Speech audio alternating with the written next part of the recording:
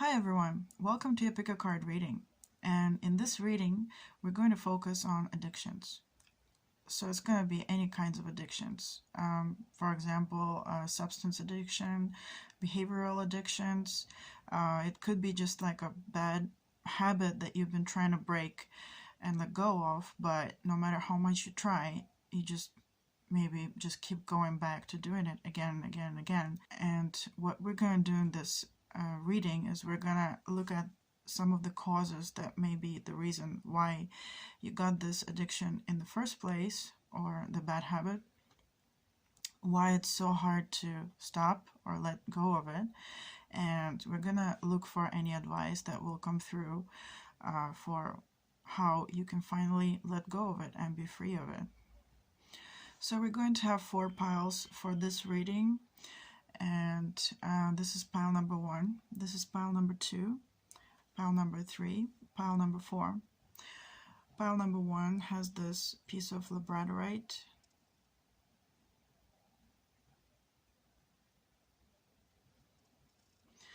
Pile number 2 has this piece of Pyrite.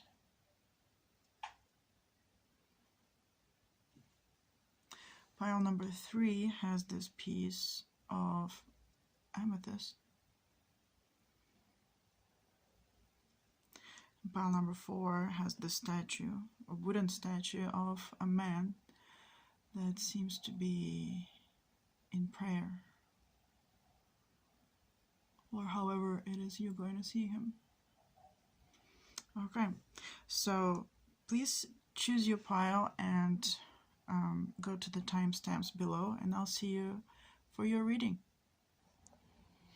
Hi, pile 1, if you've chosen this piece of Labradorite, and this is the shuffling part in case you like to watch the shuffling.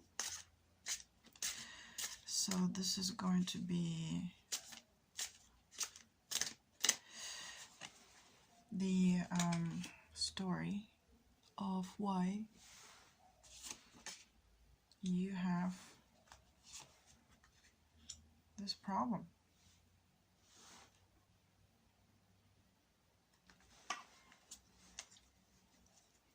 Okay.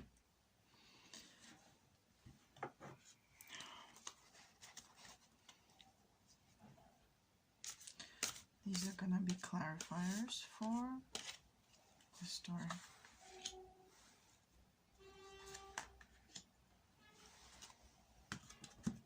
Actually, we're going to open them up.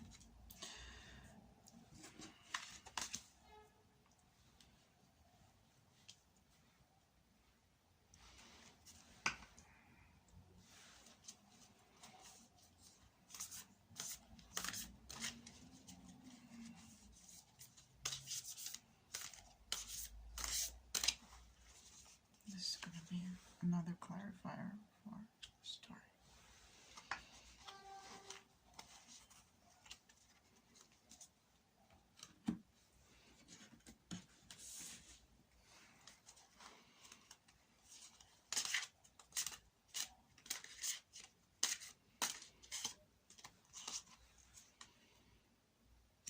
These are going to be the resources that you have,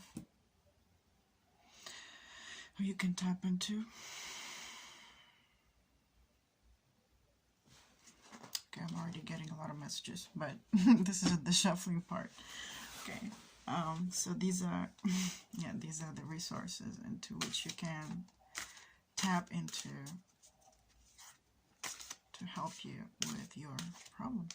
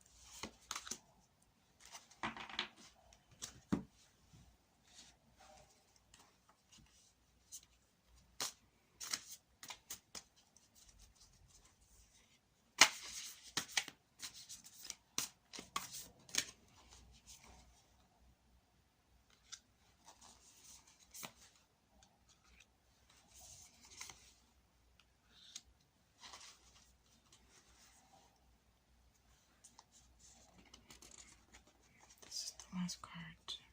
Okay. We're gonna put it. Where are we gonna put it?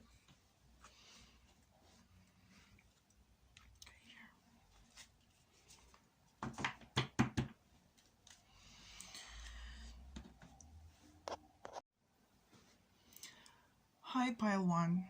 So these are the cards that I shuffled for you. You can go check out the shuffling if you like to watch these kinds of things. So if you've chosen this Labradorite, this is your pile number one. Welcome to your reading. So I've meditated on your cards, and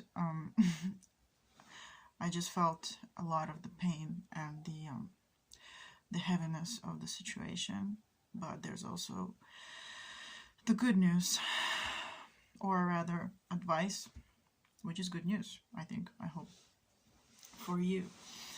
So this is a story of what happened, of why you got the addiction in the first place, or you feel like you had to resort to the addiction. So in the beginning, you have the sun,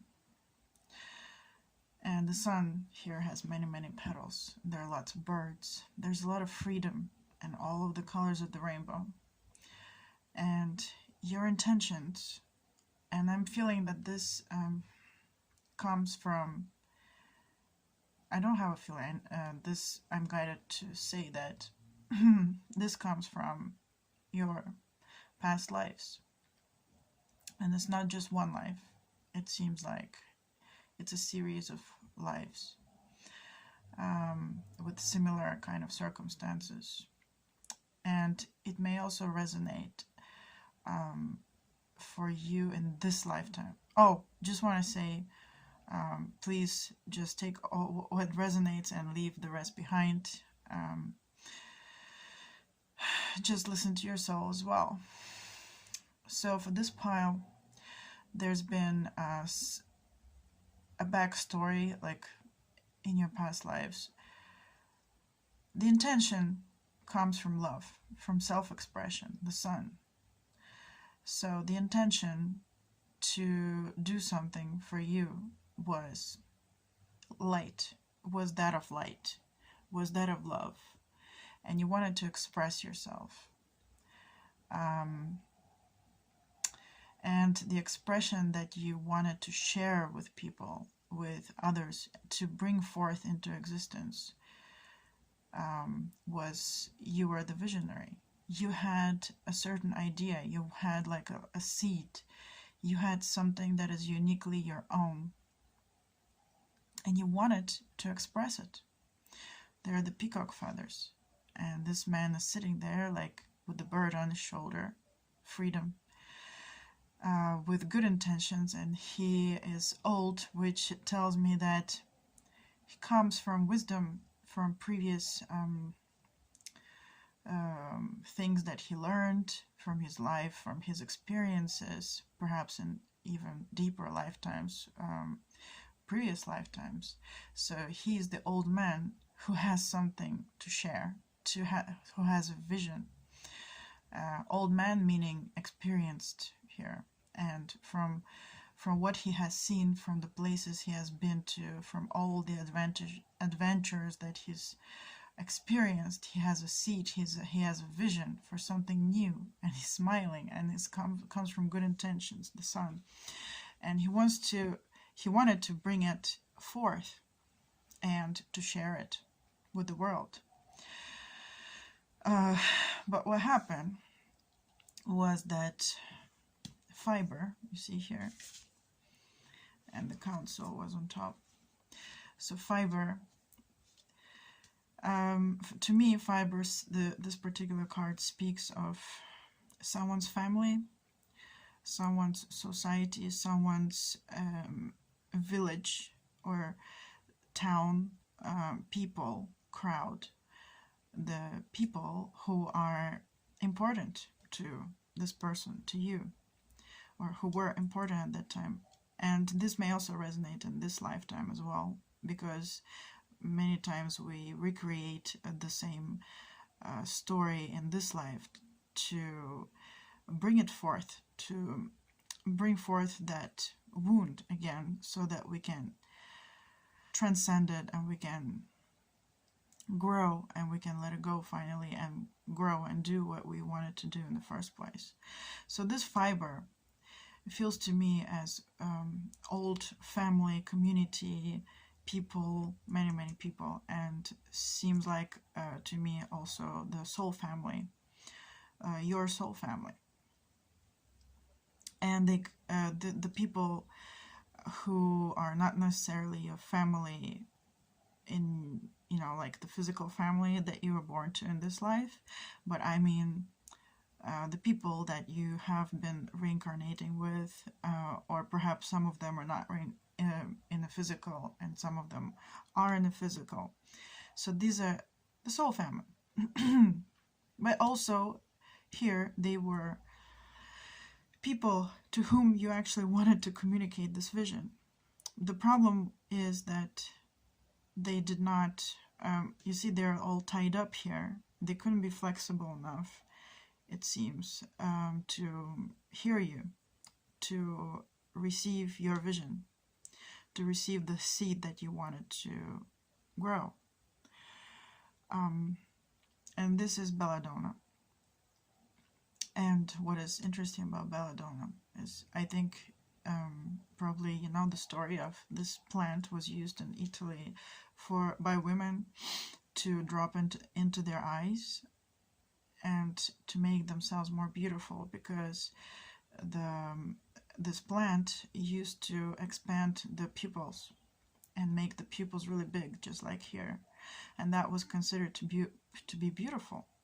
Why was it considered to be beautiful? Because let's say all else being equal, if the light in the room or wherever you are is the same, if you're looking at a person who you don't trust and you don't like and you don't love, we have this human physiological reaction that our pupils are actually going to be small, or if we have like no feelings for them whatsoever. And if you are looking at a person who you really trust and you really love, then your pupils are going to expand, all else being equal. I mean the light in the room. So that's why it was considered to be beautiful, because when a person looks at you and you have big pupils, it's like on some deep subconscious level, we know that, oh, this person likes us, this person trusts us, this person finds us attractive. So it feels to us to be more beautiful because we feel like we can approach them. Or anyway,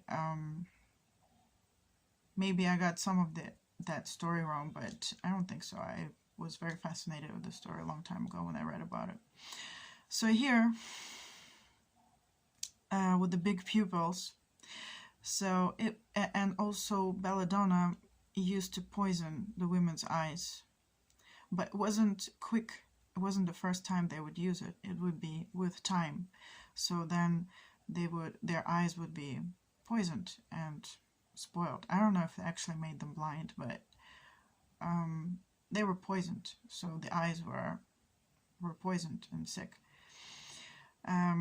So this is like a small amount of poison that they used to put there. And it's interesting interaction here, because it feels that you really loved these people, this fiber card. You really loved these people, your soul family.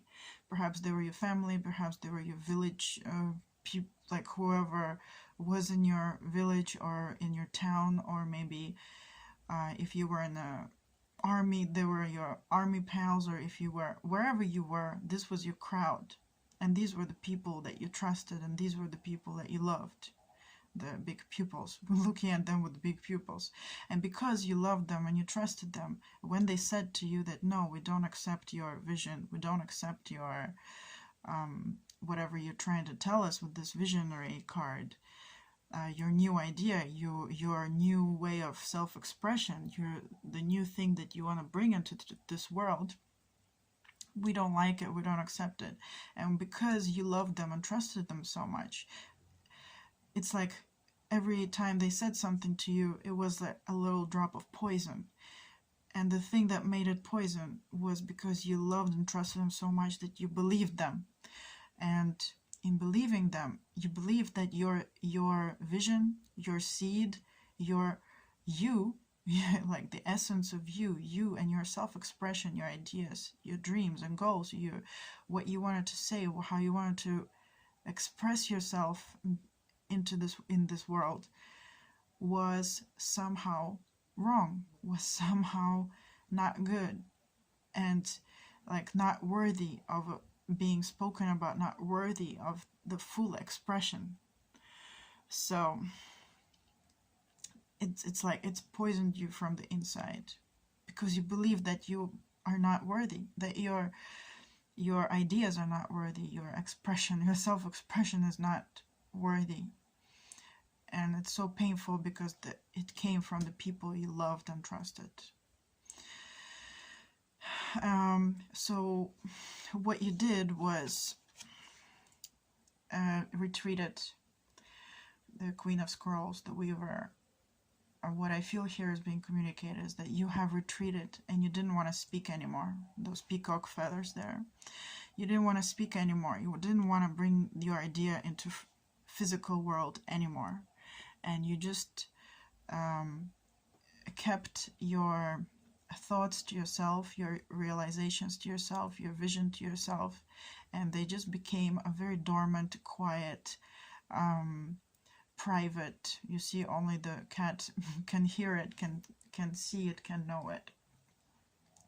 Like it's not spoken out loud. It's quietly just resting only in your thoughts alone, because you have learned that it's not worthy enough to share. It's not good to, it's not worthy enough, it's not gonna be accepted.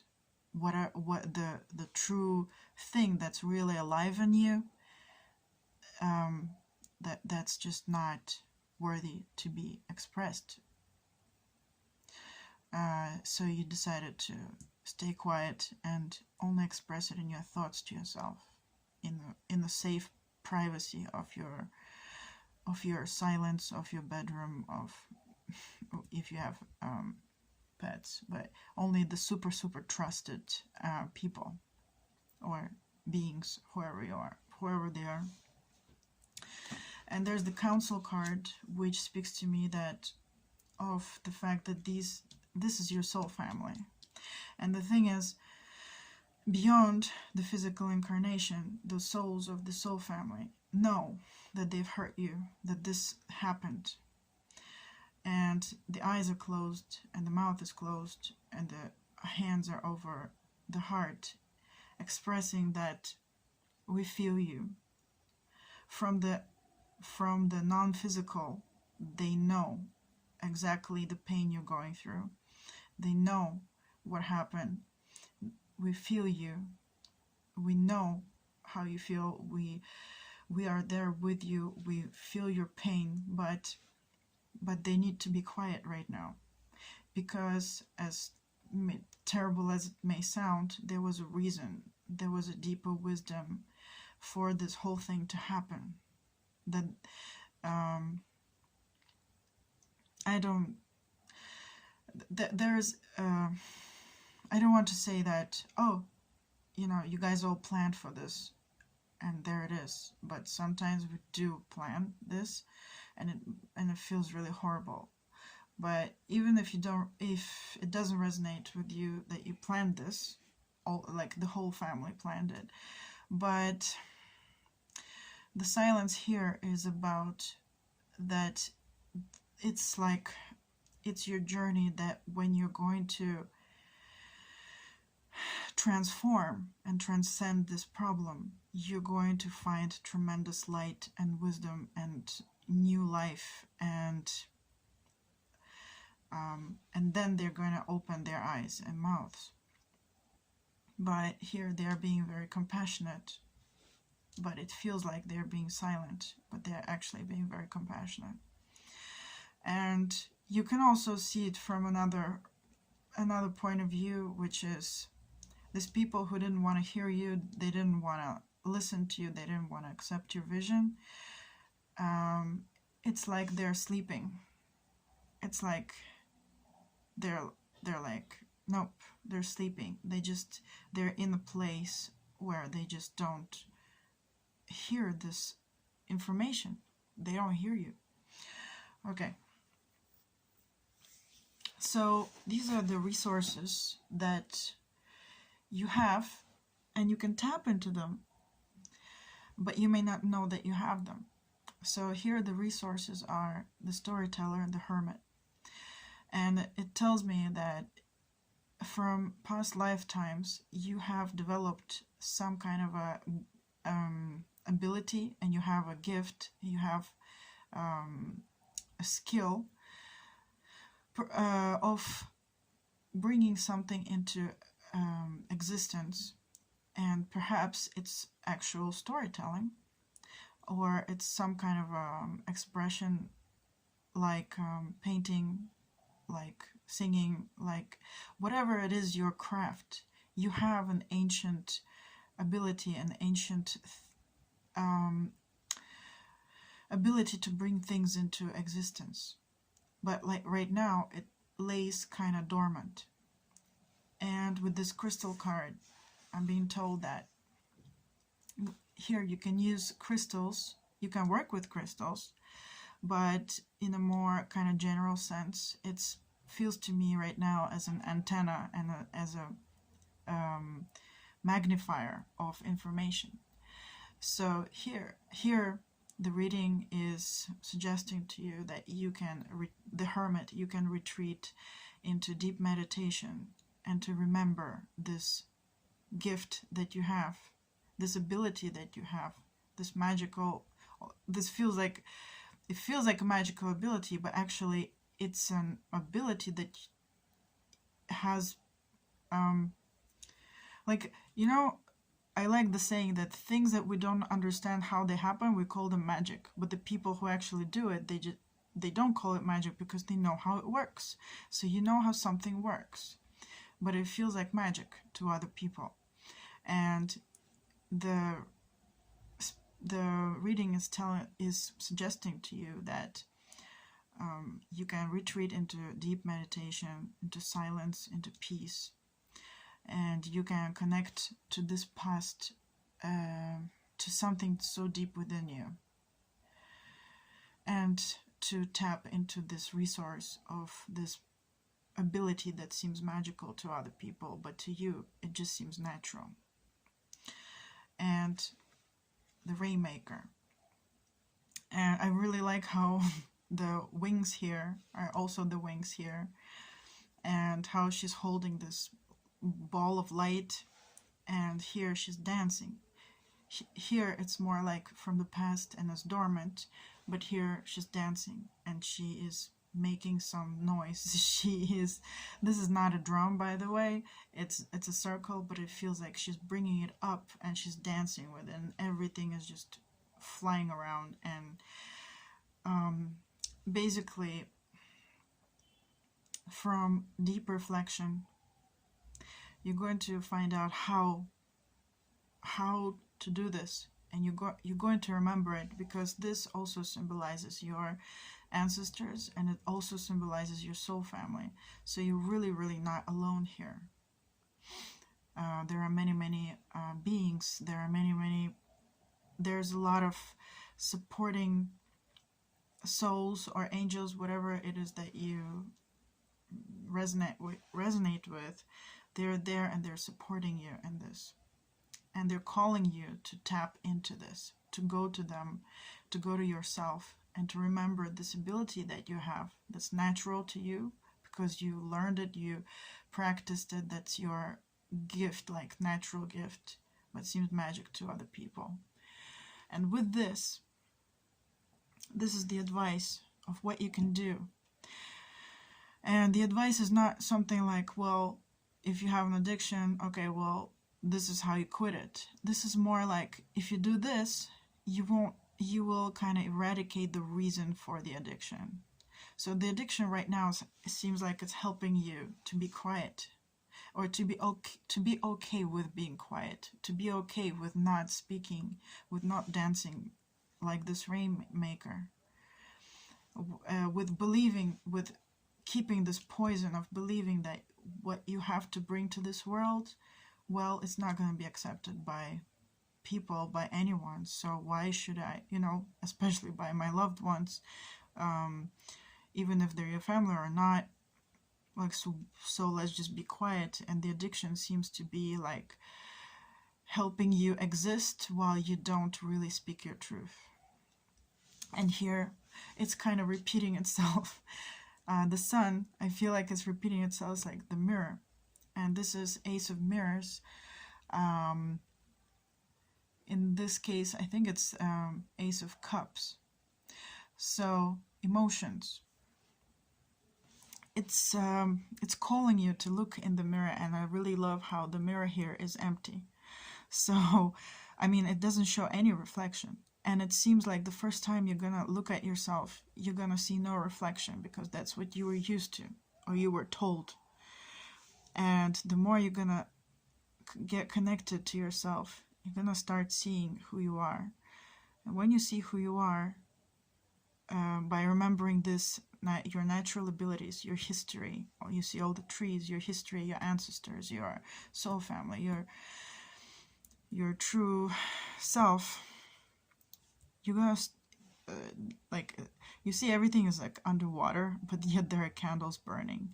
It's inviting you to dive deep and look at yourself, but look at your true self, and not covered by all of these fibers, by all of these false perceptions, by all of these stories that they told you, like, no, that what you have to share with this world is not worthy. And as you're going to connect deeper to yourself in silence, a hermit mode, and you're gonna start seeing the reflection here. You're gonna start seeing who you are, and just what gift that was, what that vision was here. And you're gonna see the most important thing is that your original intention was good and love and light. It wasn't misguided, it wasn't bad, it wasn't anything like that. It wasn't unworthy, it was completely worthy. You came from light and love, and whatever ideas and seeds you have were completely worthy. And that's what you're gonna see here, because right now it's blue, white, and it doesn't show anything. But you're gonna see this again here. When you're gonna see that you are worthy, your intentions, you're gonna remember your true intentions. The illusionist, and what are you gonna do with them? As hard as it sounds, okay, I don't know. I feel like you can do it, and I feel that you know that this is what you can do, but like this step seems to be quite difficult, and these are the resources you can tap into, and it seems like feels to me that you know it, and sometimes you do tap into them, but there's just some hesitation going on. And the reading is guiding me to tell you that the illusionist, this card, Knight of Stones, stones is coins in this deck. This is bringing your vision, your seed into reality. I mean the physical reality, like manifesting it. And there's like a tricky thing. Having remembered, or bring back forth what it is that you originally wanted to share with the world, you now can use all that wisdom of the old man. It's kind of like repeating itself. You're gonna use all that wisdom of the old man, because now you can be the illusionist. You know that the people today may still not like what you have to bring to the world if you say it bluntly, directly. But having gone through all of this big story, and this man has a lot of experiences, and you have even more experiences now after this, the illusionist calls you to express your gifts. You express this ability and this idea, your seed. You express yourself in a kind of a non-direct, maybe a little bit of a tricky way, but not in a bad way, but more like, let's say this dove, he has this dove flying out, and it, you know, the dove can be a fiction story. It can be just a story, you know, or a YouTube video or whatever it is. And it may look harmless, and it may look like, you know, generally accepted. And they may not even understand what seed they got. Because in that fiction story, maybe it's like it's a comedy story or something. Maybe you're a stand-up comedian. I don't know. But deep within the jokes, perhaps something that looks like superficial joke, or you know, just a children's story, or just like maybe you sing songs or drawing or painting, or maybe you're talking on radio and you don't even have time to talk about anything serious, just like putting on songs or something. But there's a tricky creative way how you can seemingly create something that's accepted by society, but actually within it you carry the truth, this thing, and your vision. So you're gonna find creative ways how to express yourself until you get the idea completely pinned down. It's like, it looks like, oh, it's just this whatever, like, I don't know, comedy sketch or something. And this card to me is like this sword penetrates the whole 5 of scrolls, and it's like, it's purple again.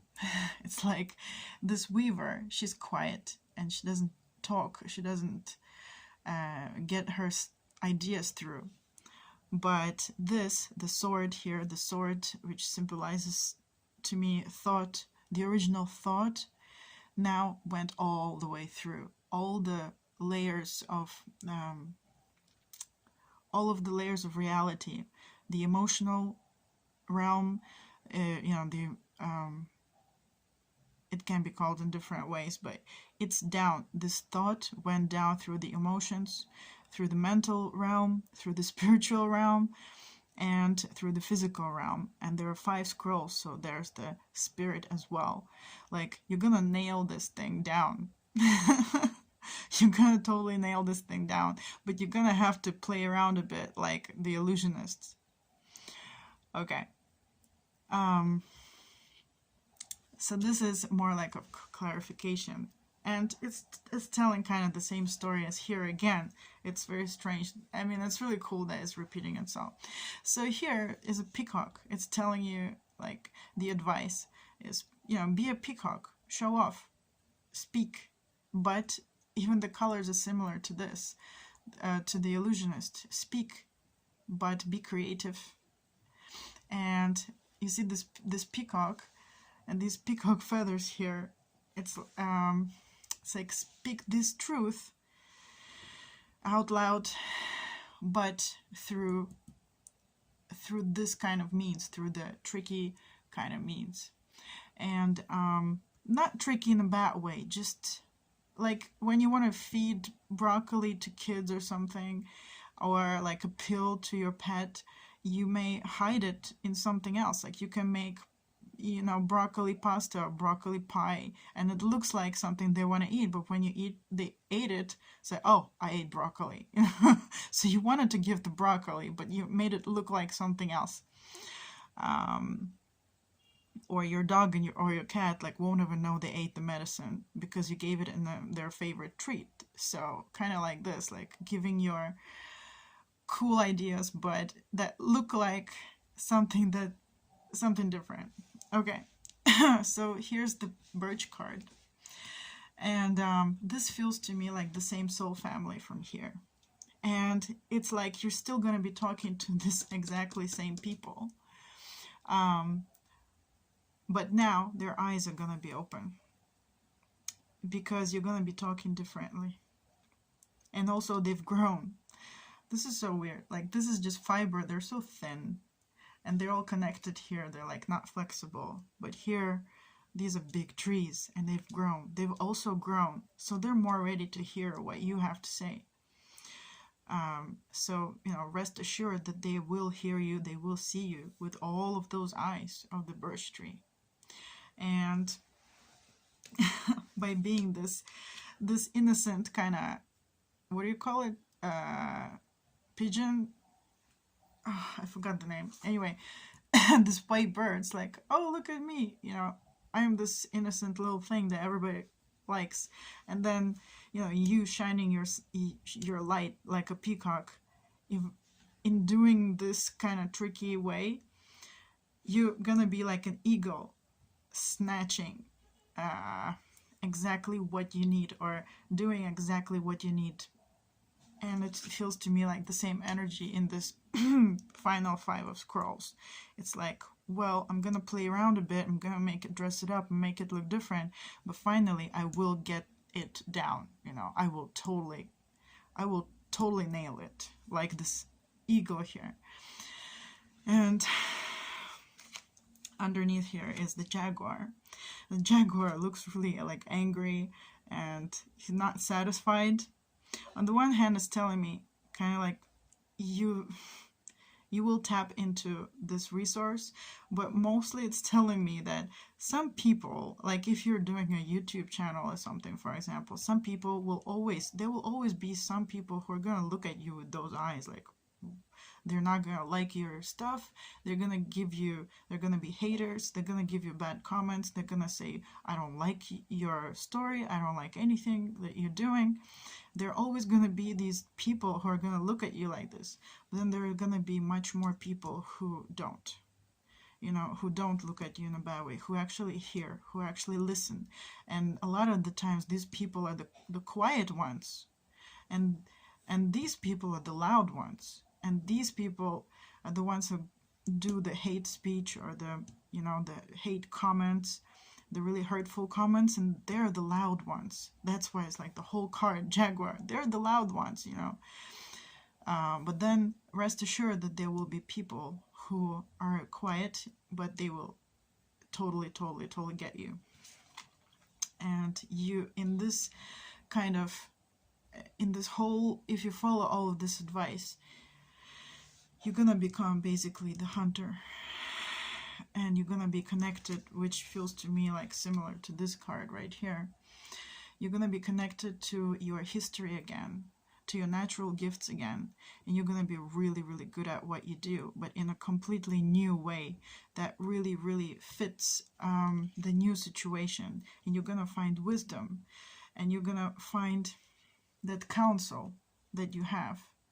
And once you're gonna speak in the illusionist kind of way, their eyes are gonna be open and their mouths are gonna be open, and they're gonna be your soul family and ancestors who speak openly and freely to you, and you will hear them and you will work together, and you will be the hunter, you know, getting things completely down, like totally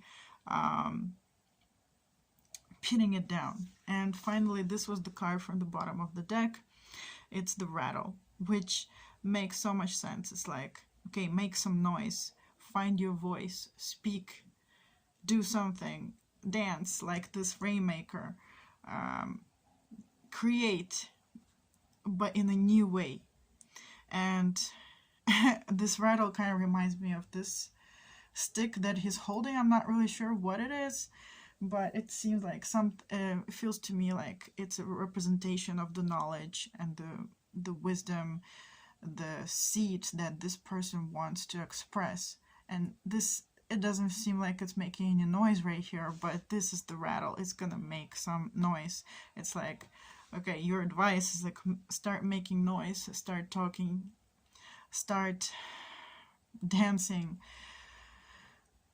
and looking at yourself. And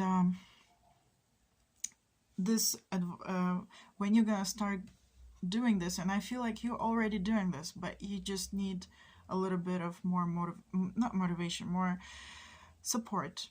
And you can find this support if this is your resource. Find that support. These are your soul families. If you resonate with the starseed family, this is your starseed family. You will find support here. So I feel like you already know this. You've already contemplated all of this for more than one lifetime. But now, if you tap into these resources and play around a little bit like the illusionist and make some noise with this rattle, the reason for your addiction is just going to dissipate. It's just going to be gone. There's going to be no need for it. It's just, you're going to forget that, oh, I forgot to do the addiction, I forgot to take the thing that maybe I normally do. Or, oh, I forgot that, I have this addiction and I have to go do that thing. Or I forgot that I have this bad habit and I didn't do the bad habit because I was really busy doing this. So you're just going to kind of be too busy to keep up your addiction. So it will just kind of dissipate on its own. Okay. Well, I hope you liked your reading. I got really, really emotional too. Okay. So if you liked this reading and it helped you in any way and resonated with you, please click like and subscribe, because I'm going to be doing more of these readings. And have a great day. Bye. Hi guys. So welcome to the pile 2 shuffling part, if you like to watch that. Okay.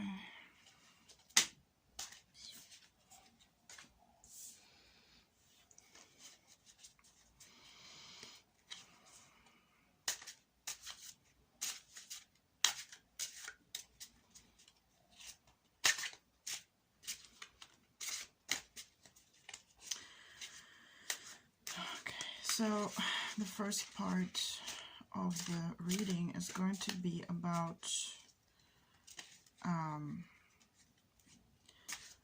kind of like revealing the reason why. What is the reason? What caused your need for addiction or addictive behavior or the bad habit?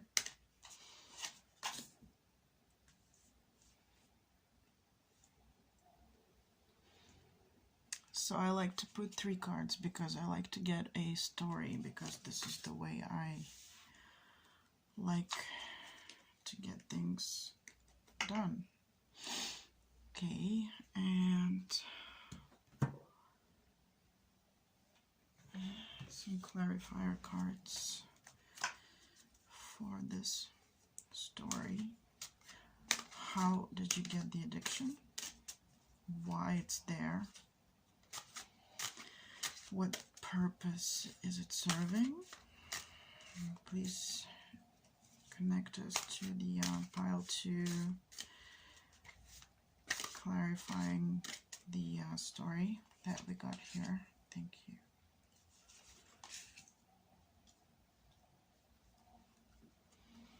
Okay. And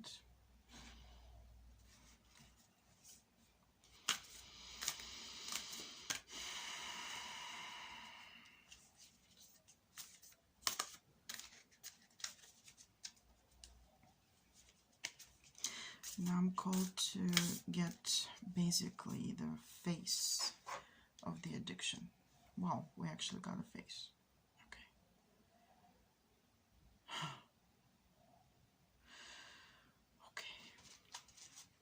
Okay. Next, the middle part is going to be about what resource or something you don't see, like resource or maybe people or somebody or something that you don't know you have the ability to tap into and that would like benefit resolving the addiction. Okay, and one clarifier card for that from this deck. The Liminal Spirits Oracle deck. Okay. Wow. Okay. This is a serious reading, and no wonder my mood changed for this reading so much. Wow. It's kind of heavy. Yeah, but addiction is not light. Okay.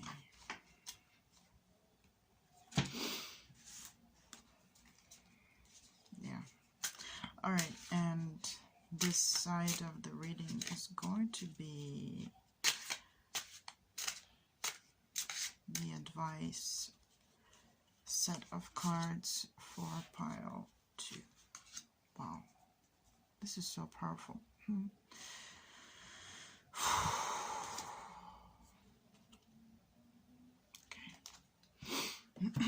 And again, the clarifiers for this side of the reading, please. Wow. It's okay. I mean, I know I got very serious, but there is a solution, and we're gonna find it. Okay.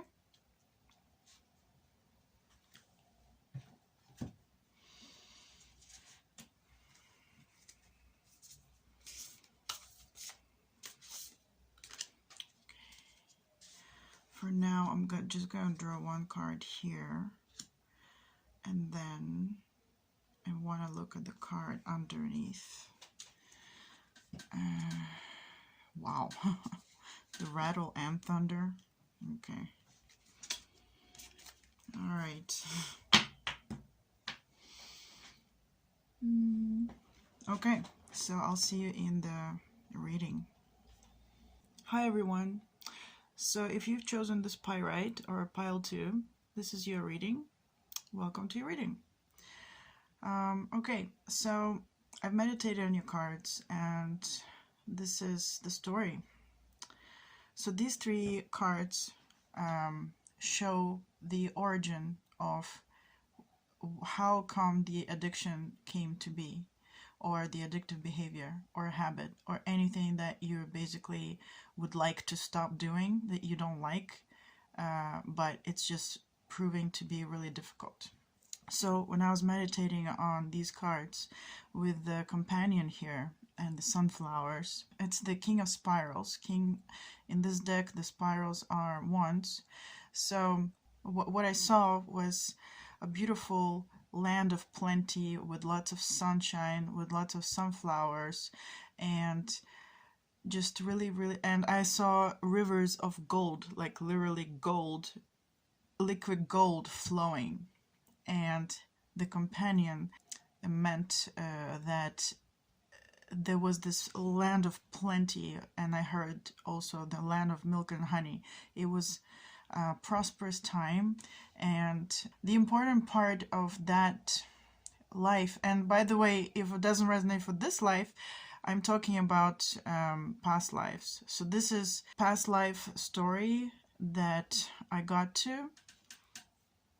And don't be surprised if it does resonate with this life for you, because we tend to recreate similar circumstances in our current life as our past lives, so that we can bring forth the things that we wanted to work on and transform and transcend and change and heal, to remember them and to resolve them. So this I'm getting from like really long time ago, past lives. The companion meant that there was an important relationship in a large chunk of your past lives, at least the group of past lives that are relevant to this addiction right now.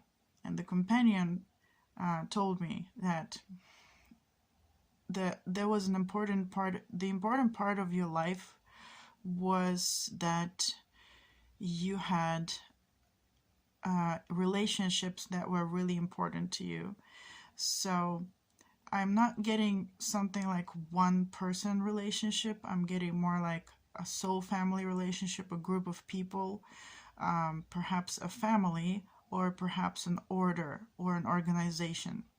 And it could be all of them in different lives. So it feels like a family that was really, really well to do, like a noble family that had a huge heritage and had a lot of money. And the way they got the money, right, it was by doing certain things. And then they grew huge, they were wealthy, and they really, really valued the core values of and the traditional rules, which got them this plenty, this abundance. So what happened was this King of Stones, the minstrel, and this man is playing, I think it's a sitar. Anyway, he's playing a musical instrument. There's lots of notes there, and he has this dog companion. So if you can see, they're both looking to the left, to the past. And when I was meditating on this card, the minstrel, I heard singing songs of yesterday. So both of them are looking towards the past, and but at the same time, there's a lot of desire to move forward, and it's like, it's like one of those families, or maybe a religious order, or yes, like a religious order, and there are many people involved, and there's also the elite of the religious order, or it could be, you could be a monk in a monastery, or it doesn't have to be like European traditions or something, or it could be some kind of an institution or an order, a group of people who adhere to the same rules. And even though life was changing, new needs were born, new desires were born, new curiosities were born, but these two guys are looking towards left. They are singing songs of yesterday. They're sticking to their traditional rules of yesterday, and those rules may have been very effective a long time ago, but the more the time goes, like the river of time flows, and new needs and new desires are born, the old rules are becoming less and less relevant, and in fact they have become destructive, and in fact they have become really stale, and it's bred out of loyalty, like the dog here. Loyalty to the past, loyalty to the ancestors, loyalty to the old ways, loyalty to, the heritage, the legacy. And while heritage, legacy, tradition are not necessarily bad things, they're good things, they're our heritage, but becoming too rigid has its price. So here the clarifiers are showing that these rules have been there for such a long time that they have practically become calcified. I'm getting this crystallized, crystallized, like stiffened, turned to stone, like completely inflexible, and like this desert, dry. There's no liquid, there's no movement, everything is just stuck, it's just stuck and not liquid. So finally what happened, there's like a huge influx of liquid, and what I mean by this is finally the desire to live, right? We all have a desire to live, the desire to do new things, to change, to explore, to expand, to experiment. This is life, right? And finally it all fell down. Finally, like I saw like the river flowing, and it's just there's like more friction, and then suddenly there's like a waterfall or a splash, like, which is a good thing. which is a good thing and a bad thing, because it's a natural thing. You can see a lot of natural, like an abundance of flower fairies, water, and I felt like it brought on a lot of tears. But it feels like the tower to me as well, and like things fell apart, and it felt bad. Also, it symbolizes you wanting to explore, and in your life you could see it like this. This is kind of like the classical example of, I think a lot of people today face kind of like a similar story, where the child says, look, I want to become an artist, I want to become a painter, or I want to be a video game programmer, or I want to learn how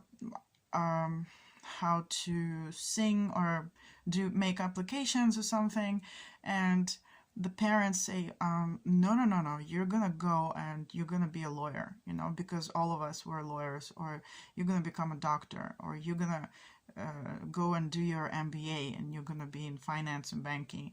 And when you got that and you got the stability of money on the weekends, when you're rich and you're stable, you can paint, or you can do your video games or whatever. Like, they don't value these different kinds of things. They value the old things, the things that they were taught to value, because long time ago it made sense, but it doesn't make sense anymore, because it has been kind of like fossilized almost, and it feels like a curse. And don't worry, you see this card, it doesn't mean you're cursed from the outside or something, or I don't know, in any way. You're not cursed, okay? Relax. So, but this card, look at that. There's a little hand, or I don't know, regular sized hand over her mouth. So let's say she wants to express herself, she wants to live, she wants to sing a song, she wants to speak her truth, she wants to ask questions, perhaps she wants to do something, but there's a hand there, and it's not even a physical hand, it's like an imprint from past. The hand closes her. The hand is the traditional rules and values that have been fossilized, crystallized, become so hardened, and it has been kind of like programmed into you. And this is a collective reading, okay? So I'm talking to you like one person, but please take what resonates and leave the rest behind. Only take what feels right to you, okay?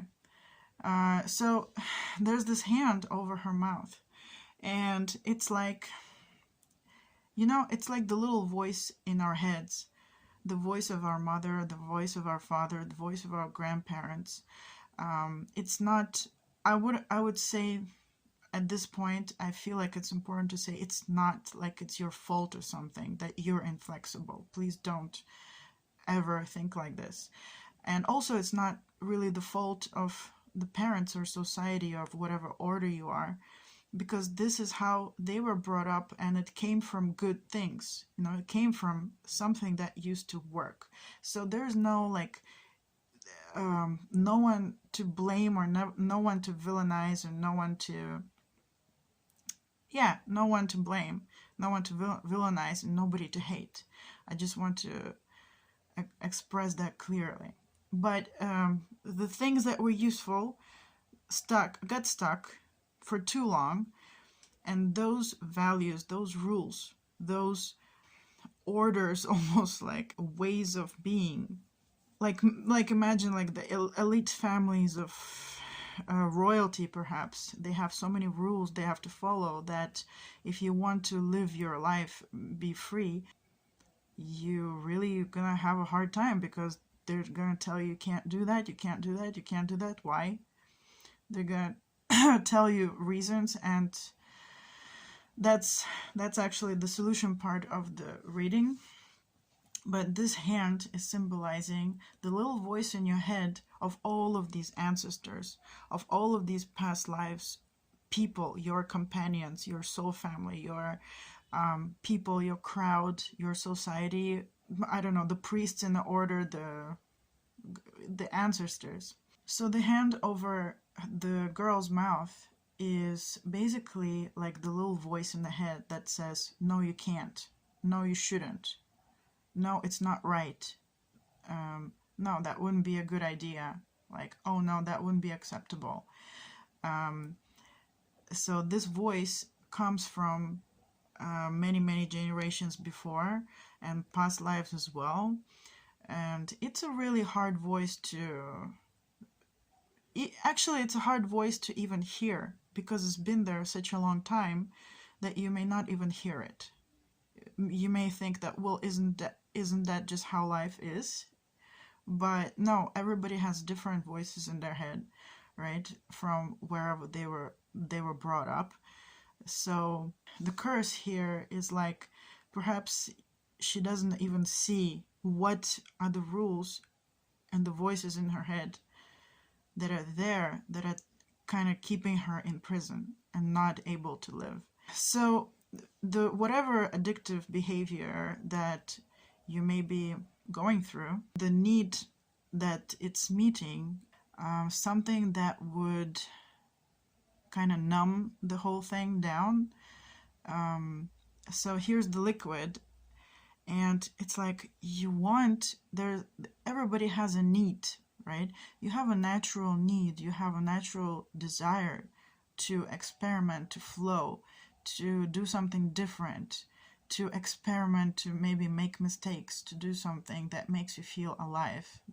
You want to express something that's alive in you, and that's a natural need. But then there are all of these voices in your head, or maybe they're like, maybe you have actual people that tell you, no, you can't do this. But if you're old enough and you don't actually have to listen to anybody, those voices from people, they turn into your own voice, and your own voice says, no, you can't, no, you shouldn't, right? And maybe that voice tells you that you must stay in this job and do this job, and you can't change your career, and you can't try out new things, you can't go out with this person because this person is not right, because maybe because they don't have a degree or something, or they don't have a degree in the right field. There are like a million possible things that this voice could tell you, but this voice is stopping you from doing something that you love, that makes you feel alive. And the terrible thing here is that you may not even realize that these voices are present in your mind. It's hard to even realize that, yes, like I am telling myself that I can't do it, because the huge momentum was built for you to be programmed, almost like it's like it got in you with the milk of your mother, you can say, or it has been programmed to you through long years of education and observing your family or observing whoever you lived with. And it goes back to the past lives where it was programmed into you. It was really like calcified and crystallized and just fossilized in you, that it's actually really hard to even find it, because you think that that's a part of you, but it's not, because you have that desire to live, to express yourself, to be free. So this is something that's limiting you and keeping you feel stuck and imprisoned, not free, have to do something because of blah blah blah blah. And whatever that blah blah blah is, you know, that's the rules that you inherited, like your inheritance kind of. So the tiger here and this set of cards are a resource which you're not currently aware of, that you could make use of to change the situation. So here are the 10 of scrolls with the tiger, and I think scrolls here are, yes, swords. So it's intuition and clarity of thoughts. And I just think that I should read from the book because I really like the description here. Tiger energy, representing a reversal of fortune, is imprisoned by the Ten of Scrolls. Our somewhat bewildered tiger is held captive by a negative cycle related to an important lesson. This lesson needs to be learned before the cycle can end. Until then, it simply goes on repeating itself. The Ten of Scrolls is about recognizing undesirable, repeating patterns in your life. Such patterns are usually fueled by negativity. In other words, negative behavior is like a magnet that attracts itself. The passionate energy of the tiger overcomes unlearned lessons. Tiger energy is strong-willed, confident, and resolved. So I'm getting the word flexibility here because the tiger, even though it's kind of like imprisoned here, the resource that you have that you may not be aware of is that you are very flexible. The word flexible comes to mind. Cats are crazy flexible. You can't keep them in prison. You can't tell cats what to do. So it's basically the soul world, the reading is advising you to tap into your strength, to your natural ability to be flexible and to be strong. Tiger, you do come from the long lineage of people who come from milk and honey and gold, rivers of gold. So you do have it in you to create a huge abundance. That is there. It's natural. It's in you, just like these rules that also came to you. But you have that ability to create huge abundance, and you are very flexible and you're very strong.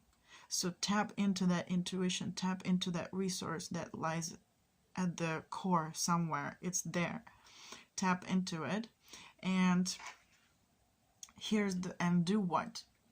Basically change that, but it's easy to say, hard to do, right? So here is a suggestion of what can be focused on. So the burial ground talks about ancestry.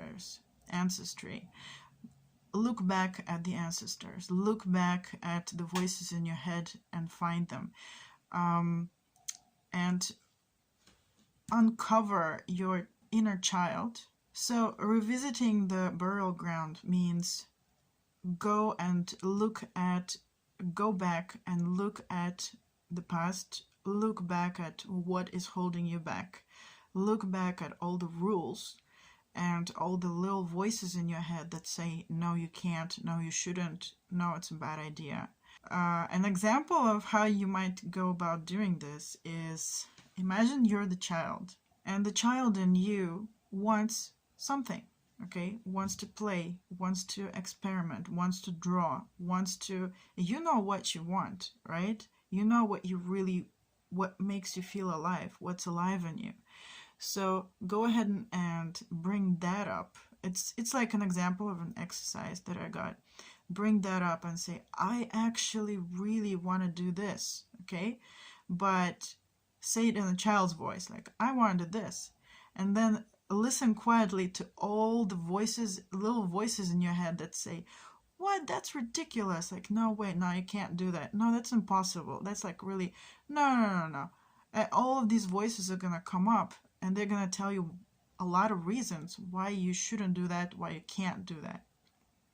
And the exercise is like, be the annoying kid. Be the kid that says, well, why not? You know, and keep asking these questions. Why not? And then the voices goes, well, because of this. And you go, but why is this like that? And, well, because of this. And who cares if they think of me like this? Well, because they won't like it, because you look silly, you know, you look ridiculous or something, or because nobody does that. So what? Nobody does it. I'm gonna do that. You know? You know how little kids can just really trap you into a corner or ask so many questions that you don't even know who you are anymore because they just ask you like questions until the end of the universe. That's how open they are. That's just how much no rules they have. So here the child symbolizes your desire to play, to be free, to live, to be born, to be reborn perhaps. And this is all the stuff that is, it almost feels like this, you know, like this is covering the child, all of these rules, but the rules are not relevant anymore because it's gone, it's the past. Let it go. If you can, it's a good thing to ask for help with this, actually, because it seems really, really stuck and calcified. But if you can do, if you do your own meditations, just ask your guides to guide you and give you all kinds of ways how you can let go of all of these rules and all of these voices in your head that say no, and bring back that inner child that just wouldn't take no for an answer. And here are the rest of the cards are basically advice cards, but also cards that say if you take these actions, you are very well supported, and that you're gonna find it that easier than you think to do this. So with the Phoenix, the Judgment, you see all the rainbow colors. It's very different energy from the calcified, crystallized, you know, fossilized stuff. This is really alive. So with the Phoenix, I'm getting that if you practice forgiveness, if you go back and you practice forgiveness, and not only for all the people who taught you how to say no to life, but also forgiveness for yourself, that for perhaps a long time you have accepted those beliefs and you have said no to life from within yourself as well. And just release any kind of blame that may be present. So it wouldn't help to blame somebody, to villainize somebody, to make somebody the bad guy, because we are social creatures. Yeah, we live in a you know, we have our soul families, and we all grow and learn together. And just forgive and let go. Practice forgiveness and letting go. Every time you find a voice in your head that says, that gives you a rule why you can't or you shouldn't. I'm not saying, you know, just throw everything away and do crazy things. No, stay safe. Obviously, you know, do sober actions. Meaning that, you know, stay safe and take care of yourself. Don't go crazy doing something that you might regret later on, but little by little, little by little. And I see all these tiny little feathers there and tiny little mosaic pieces here. The flower, it looks like a lotus flower, but there's like many, many small things. And I feel like the journey to letting go of this prison is gonna be made up of little steps that are gonna be like, oh, I found this rule that I have within me. It's a false belief, it's a false assumption, it's a judgment, it's shame, blame, or guilt, or something like this. And every time you find that one little thing to forgive and to let go will drive you closer to feeling alive, and with these rainbow colors.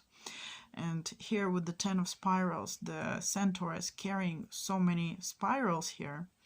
And that is all of his baggage, kind of like all of these rules that he's carrying from long time ago, from many lives ago, many years ago, and many generations ago, that he's still carrying. And it's really hard. And he's really powerful, but you know what? There's no need to carry all that.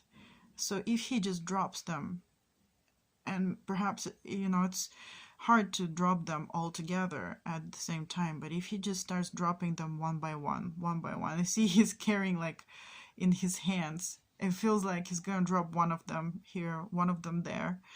So start dropping those rules, start dropping those limiting beliefs, assumptions, judgments, rules that don't apply anymore. But please use, you know, due diligence, your judgment, discernment. Don't just throw away rules. The rules are there that, you know, for a reason. But re-examine what are the rules in your head, and are they really necessary to keep living by? Or maybe some of them you don't have to throw away, but you can adjust them, you can change them. So not, you know, I'm not saying do radical things, please. I'm saying one by one, reconsider those calcified beliefs, assumptions, judgments that came from a long time ago. And if you release the blame of all the people who taught you that, or all the institutions who taught you that, or the school who taught you that, or I don't know, somebody who taught you that, if you release the blame, it's easy to blame someone. Oh, you taught me that, so it's also easy to be a victim. You taught me that, so now I'm suffering, and because of you I'm suffering. That's it. But if we just release that blame, because they also learned it from somewhere, it's a like a chicken and egg thing. It doesn't stop. So it's just not effective to carry on that blame and that victimization. If you just let it go, try to, it's going to be easier. And here, Two of Scrolls, it's a horse. Finally, the horse is looking that way, and the phoenix is looking that way. All the stuff that needs change is looking to the right, to the future. The tiger and the phoenix, the horse, is looking to the right. And the centaur, well, I bet once he drops all the spirals, he's gonna go, and it's like he grows wings and flies.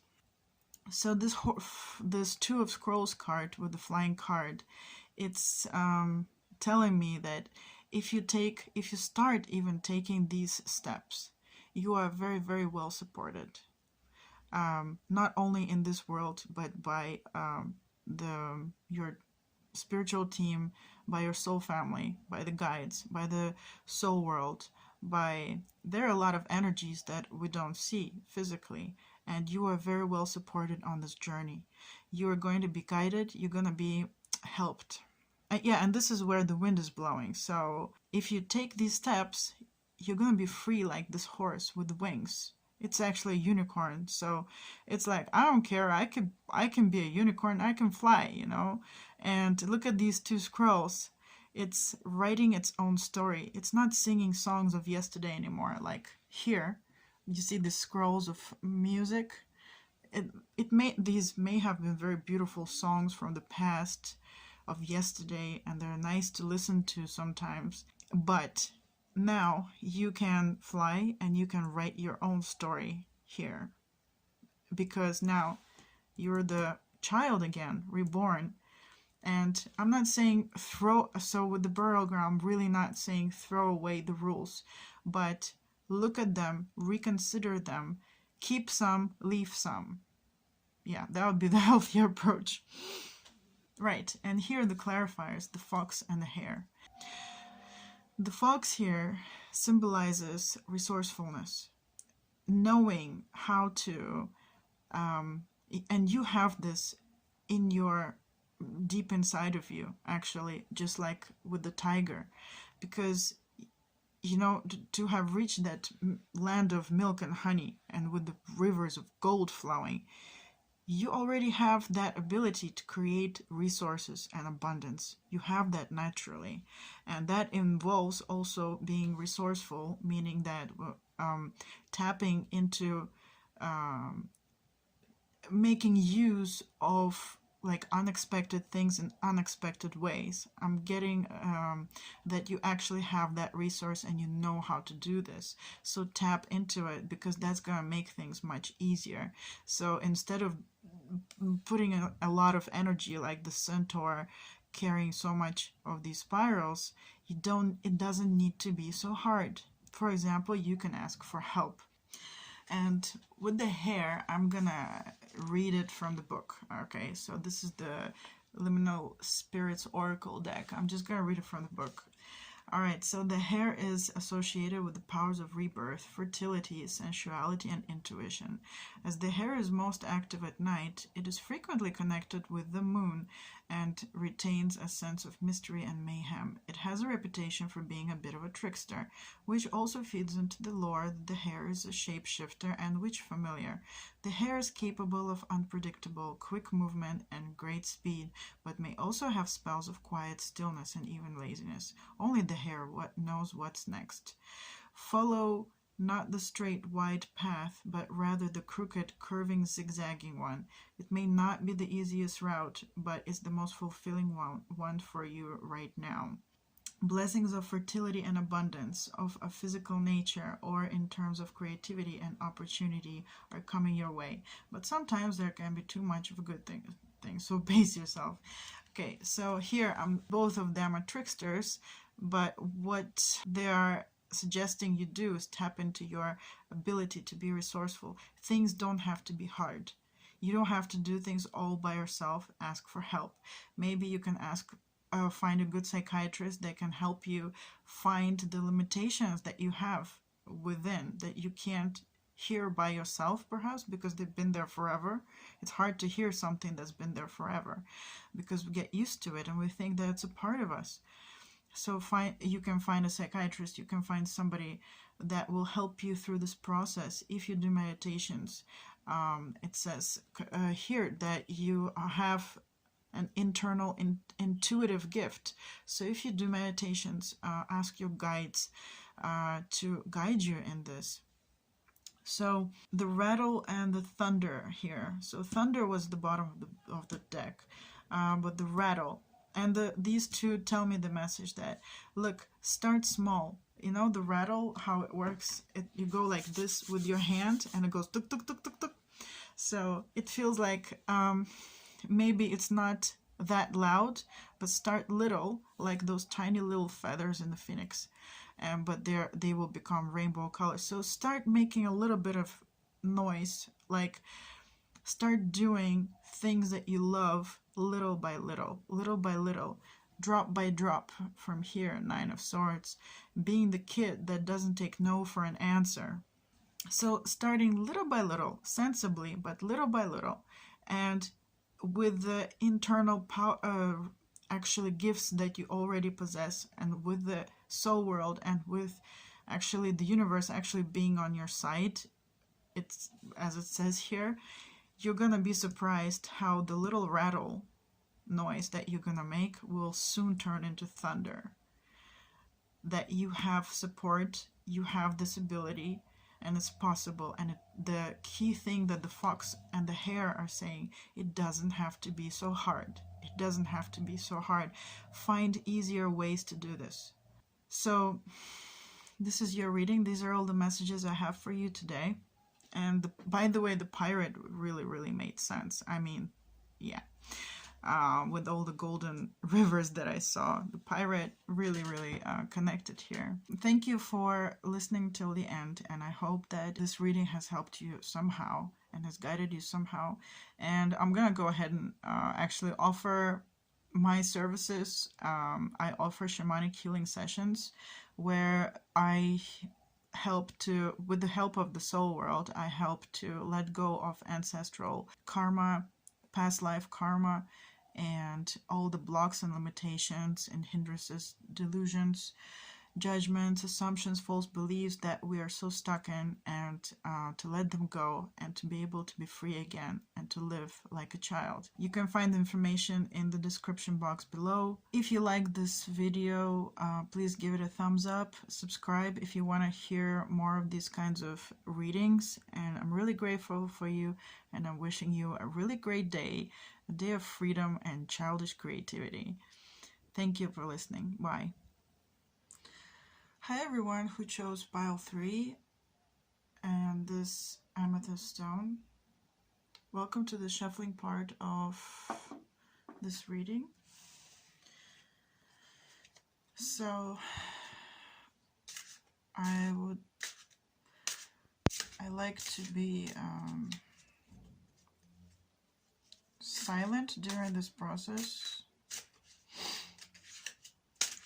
Because I'm connecting to the energies, but if you'd like to join me and do the same, connect to the energies yourself, you're welcome to participate and get into this reading. Okay. Well, so the first 3 cards are going to be well, there's an airplane flying really loud, which is not normal. interesting, really close and loud if you can hear it. Okay, so these 3 cards are going to be explaining something about the origin of your addiction or addictive behavior or habit. Okay, I'm not that quiet.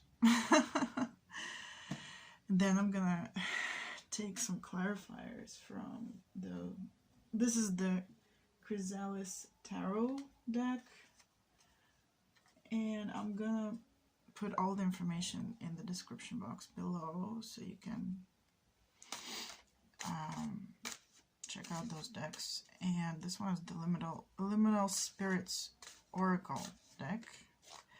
I'm gonna use it for clarifiers here. Okay.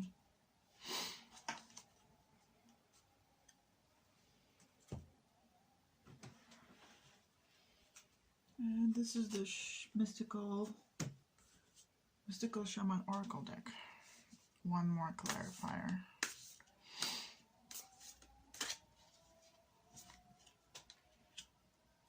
Okay.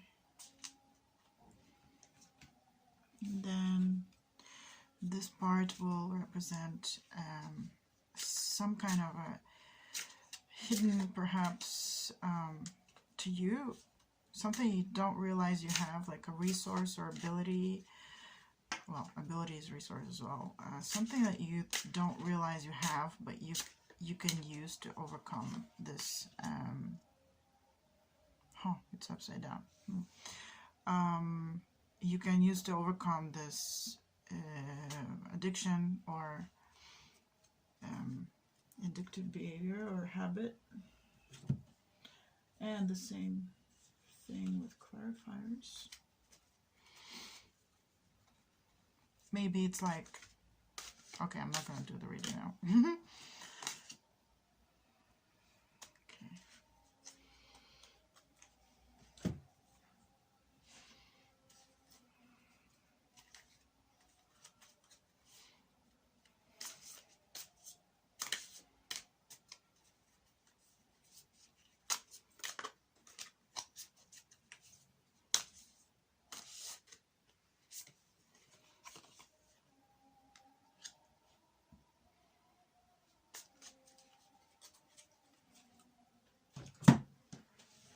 And the last 3 cards are going to be like advice for what you can do to help you overcome, transcend, let go of the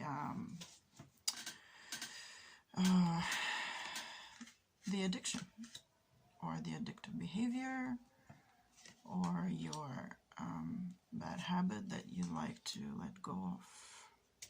Well, the poet.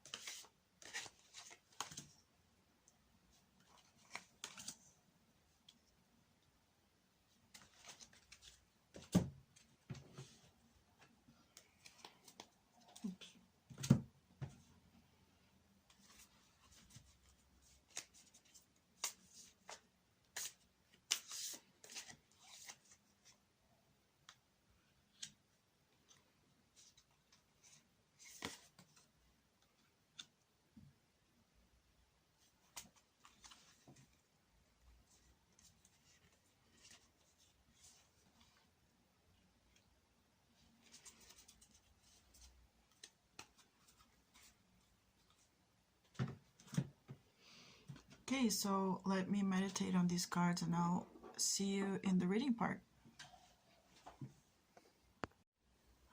Hi everyone, so if you chose pile 3 and this Amethyst, this is your reading.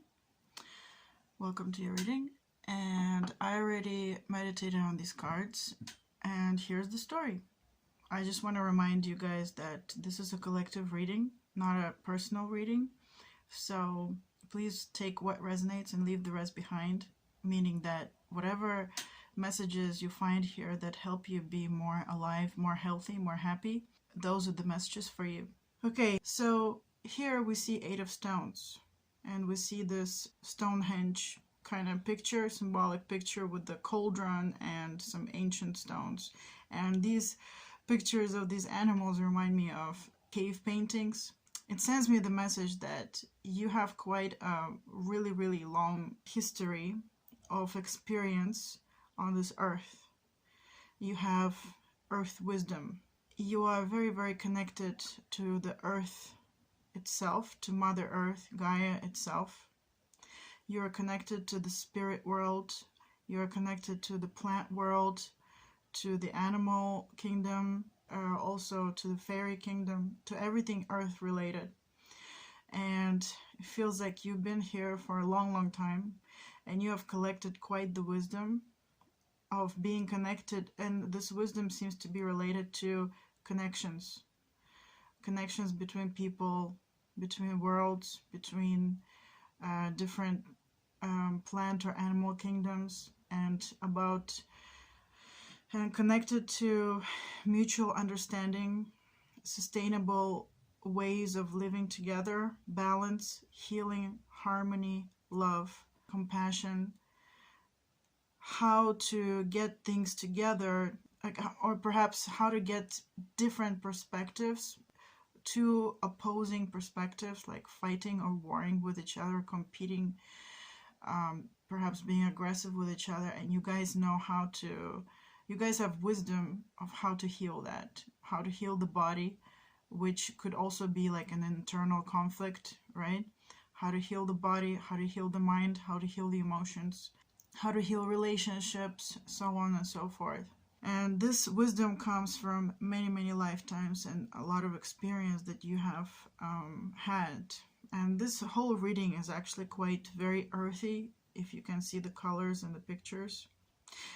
And this healing ability of, you know, the two opposites, two conflicts, warring, opposing, maybe conflicting forces or people or energies, perhaps within one body, is also symbolized in this card, 2 of spirals, where this little bird is sitting and she has 2 nests, or maybe it's a he, I don't know, and there's a stick between them. It's like, you know how to bring harmony and balance. And those 2 spirals, if you can see, one part of it is dark and one part of it is light.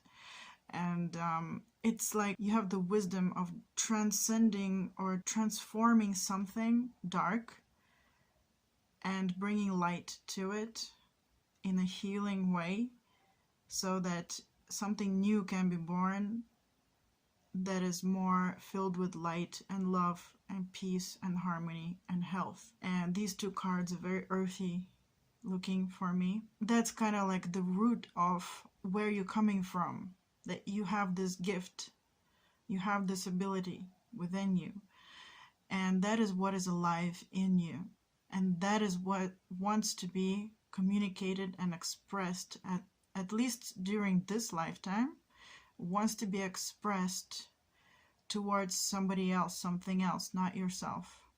And this is symbolized by these 2 nests here. Like the fact that there's 2 is important. It's not just one. Here's the one cauldron. Like, this symbolizes you, your wisdom alone.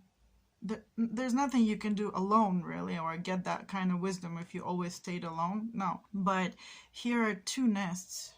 We're coming from 1 to 2.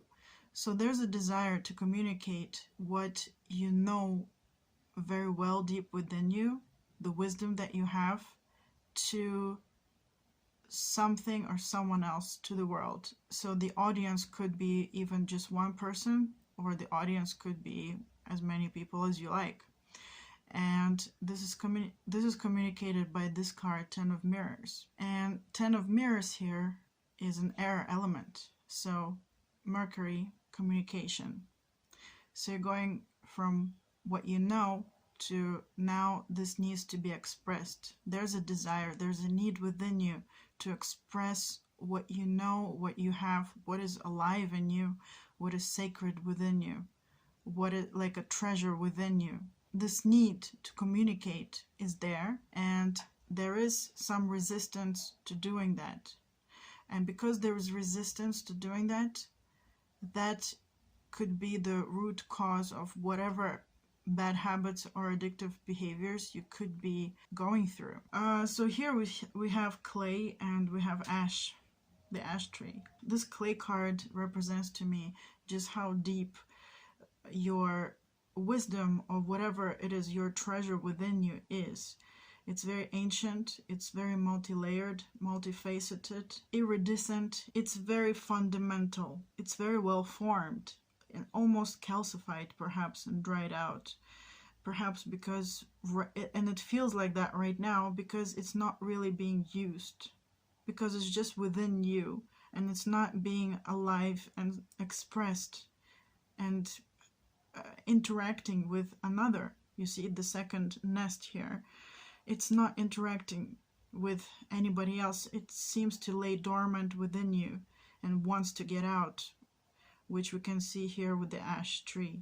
And the ash tree, I guess if you're watching pick a card readings, you probably know the mythology and symbolism of the concept of the world tree, Yggdrasil, which basically like holds multiple worlds, and it's like a symbol of our universe, the world tree. You know, you don't have to think about it as Yggdrasil. It can be the world tree, which symbolizes pretty much everything, how our universe is structured. So this tree is all green and growing, and this clay is, you know, dry and sitting there. So there's a desire to communicate, to grow, to perhaps offer services such as healing services. So I'm getting here something like you could be an artist, a writer. These are just simple, specific examples, but they're really, you know, limiting examples. You know what you want to do. So maybe you want to speak, write, make videos, YouTube videos. Maybe you paint. Maybe you are a performer of some sorts. Maybe you are a musician, you write songs, or maybe you want to provide some kind of services, and I'm getting here like healing services, something relevant to this, your original wisdom. Healing services providing a resolution of darkness and light, a resolution of conflict, a resolution that unites darkness and light and brings harmony, love, peace, health into your clients' lives. But somehow it's not being communicated. And the picture of the Rainmaker here, it made me see something like she's dancing, she's calling up spirits from the soul world, she's communicating, she's free. Actually, that's your desire. You know, that's the symbol of your desire, to be free, to express yourself freely, and to dance and bring on the rain. And what is the rain in this reading? The rain is, let's say, this card, the Rainmaker, is very much connected to this 10 of mirrors. Because I'm getting from this 10 of mirrors, it's like, you know, all of these mirrors are empty right now. They don't reflect anybody's face or anybody right now. They're just empty. There's nobody there.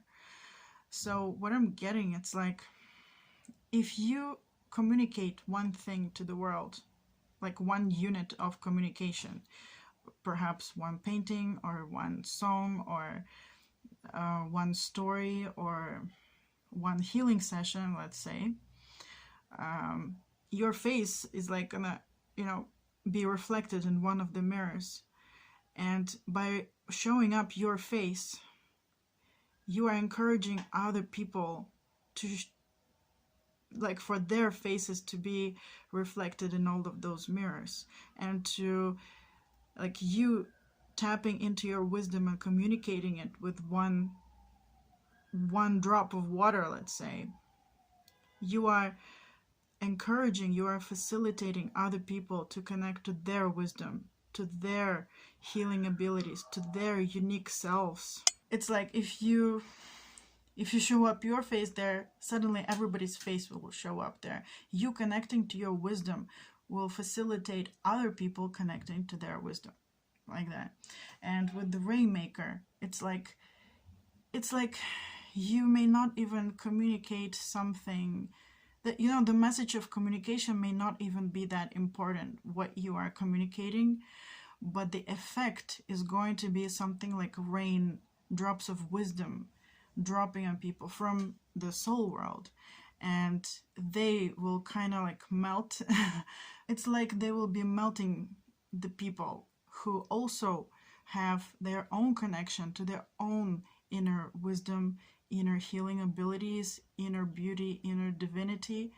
And by you doing that dance and making some noise, expressing yourself, you are working with the soul world, and it will help people through that rain to wash away their blocks and their resistances to connecting to their wisdom and to bringing forth and expressing in their lives that what is alive in them.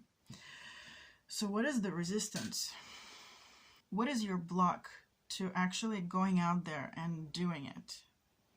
Going out there and communicating. So I have this one example. Let's say you want to be a writer, you want to write a book. And the book that you want to write, you want to express this thing, the infinite, beautiful, iridescent thing that is within you, that is alive within you, your divine treasure. But the problem is, how do you express such a huge, infinite thing in a book? It's practically impossible.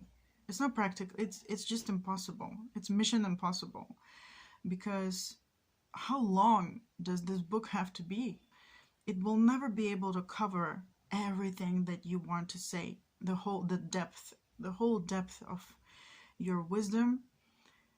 You have a desire to express it, but a book is just not going to cover it, or a painting, because the more details you're going to add to represent that divine treasure that you have within you, the divine gift, the unique, your medicine, you can say, the more you will try to describe it, the more ways you are going to try to describe it, the more details you will add, you will realize that every time, or the more detailed paint strokes, painting brush strokes you're going to add, the more limiting, the more limited your work will feel.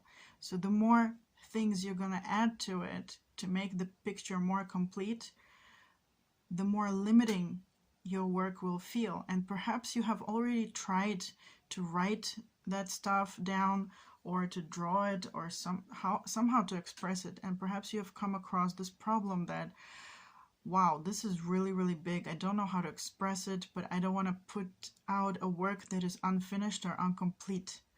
So there's this big kind of dilemma of how do I communicate what I want to communicate in this physical world. It's really, really hard. In fact, it's impossible. So then there comes the need for addiction or bad habits. Perhaps it's procrastination, trying to do many, many, many things, just as long as it's not your book, because you know that this is mission impossible. So you might be very busy doing something else. You might be and you might also have that problem that you might say, I have no time, I just have so many things to do. I have no time. I want to write that book. I want to provide those healing sessions, but I just don't have the time. So that can be making you feel very upset, because your sacred need, the you that wants to be alive, is just not coming out. It doesn't feel alive.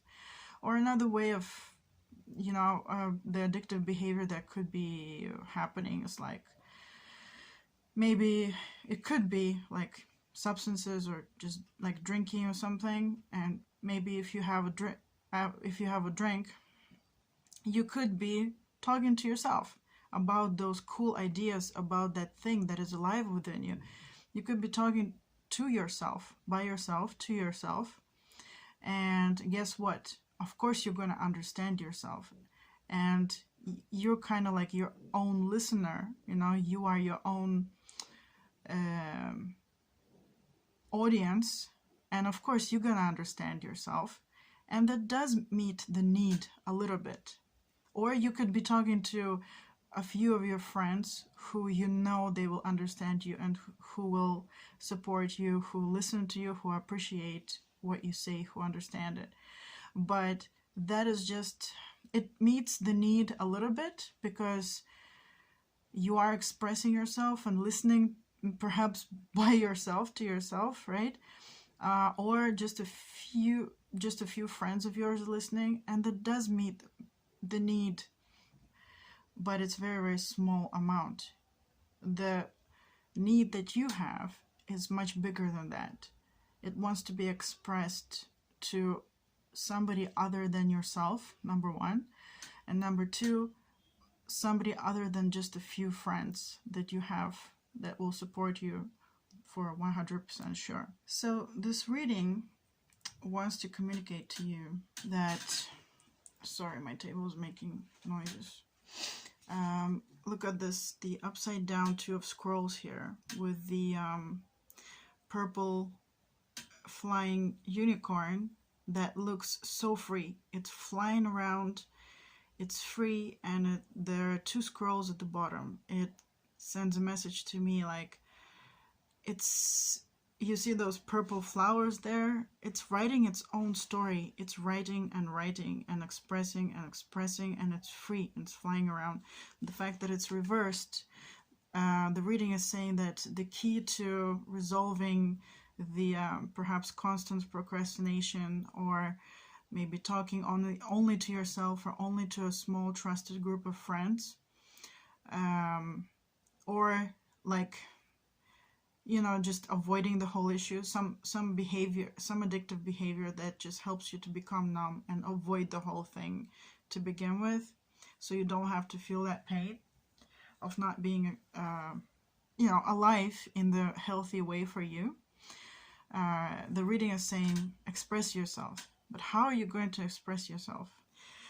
So the reading is communicating to you that you can tap into the wisdom and the medicine of the mugwort here to help you to figure out how can you express yourself, how can you let go of the blocks that you have, the resistance, the blocks, the false perceptions, false beliefs, assumptions, judgments, you know, all that shadow stuff.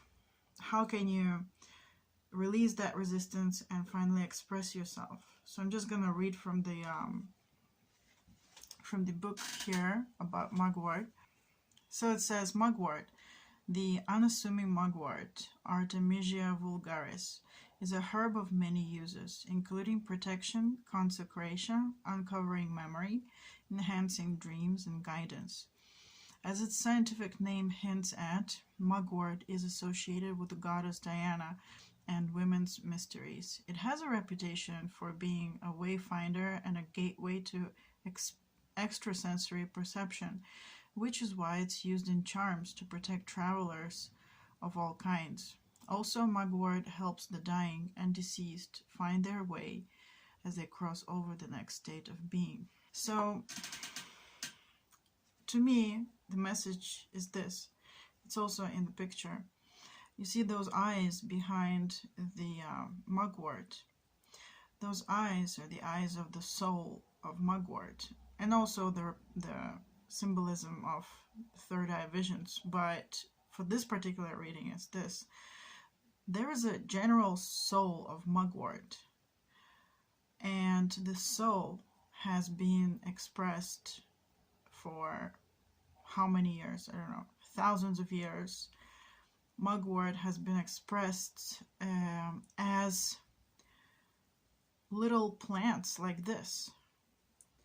And this little plant that grows somewhere in the field alone, does that represent the whole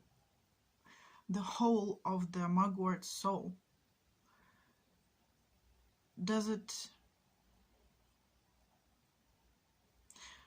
show you the whole of the soul of mugwort, or is it just one little symbol of this soul's expression? So behind every little, seemingly insignificant little plant, there lies this huge, infinite, divine concept or soul of mugwort.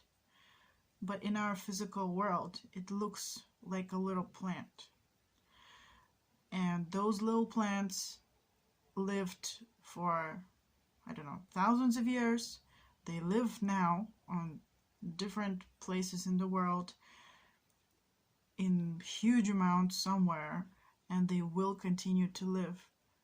But if you look at each one, it looks probably quite insignificant compared to the whole infinite divine soul of mugwort. This soul expresses itself in the physical world through little plants. So herein lies the wisdom, at least this is what I'm getting, the wisdom of how to break your resistance or fears or judgments, blocks to expressing yourself. It's to realize that we live in the physical world. And if you'd like to express your infinite wisdom, the huge, infinite divine thing that's alive in you, idea that's alive in you, if you'd like to express that in this physical world, we're gonna have to be okay with choosing only one at every particular time of expression, with every particular unit of expression. We need to be okay to take action and to express ourselves in this one limited way. One limited way per time. So expressing yourself in one way means every single time you express yourself, you need to let go of all the other million things that you could have done to express yourself, choosing one thing, because this is the nature of our physical universe. It's limiting, it's physical. If we were to communicate psychically, which some of us can, and I think all of us can, I know all of us can anyway, but let's say we have psychic communication. We can almost directly communicate huge concepts to each other without the limitation of the physical. But we are here in the physical. So the way we would need to communicate would be we would have to be okay with choosing one form of expression per time of expression, per unit of expression, which means we let go of everything else that we could have expressed at this time. But the beautiful thing is that every time we express ourselves is just one time. This like one little plant. There is always tomorrow. So tomorrow we can choose to express ourselves in a different way, letting go of all the other possible ways that we could have expressed ourselves. That way, every day we can express ourselves in little units of communication, little symbols of communication that look like they're very limited and look like they're not expressing the whole thing, yet they are actual expressions as opposed to no expression at all, or hiding away from expression. And I have this example. Look at this card, the ash tree. The woman who drew this, her name is Laura Tempest Zakharov. Okay, she has a soul, right? She has an infinite divine wisdom within her. And she had the need to express herself. The way she chose to express herself, as we see it now, is by creating these cards, the Liminal Spirits Oracle card deck. And one of the concepts she wanted to express is also an infinite divine concept which has no limits. You know, it's really huge concept, the world tree, which basically symbolizes everything, the whole of the universe, and how the whole of the universe functions, how we all function within it. How in the world would she express that? I mean, this is the physical world. If she could try to write like a novel, or, you know, 10 tomes of books that would represent all that, but I would find that, but I'm sure that if she would actually try to attempt to write all the details of that, the more she would write, the more she would realize just how limiting and how mission impossible of a job that is to express all the details. In fact, if she actually wanted to express this concept of world tree to us, you know, completely, she would probably have to create this world, you know, the whole universe. But what she did, more realistically, she made this one picture, and it's a symbol, you know. It's not even a very detailed picture. It's a picture. It's a small picture, the size of my hand. It's a symbol, and it didn't take her years probably to make this one picture. Okay, maybe it took her one day or however long, but it didn't take her for like a very long time. So short time and a very small symbol of expression, this card. But the thing she expressed was huge and infinite through this card. So she created this symbol. And when you look at the symbol, and when I look at the symbol, magic happens. When she looks at the symbol, she gets connected to her own understanding of this concept, which is magical in itself. Great.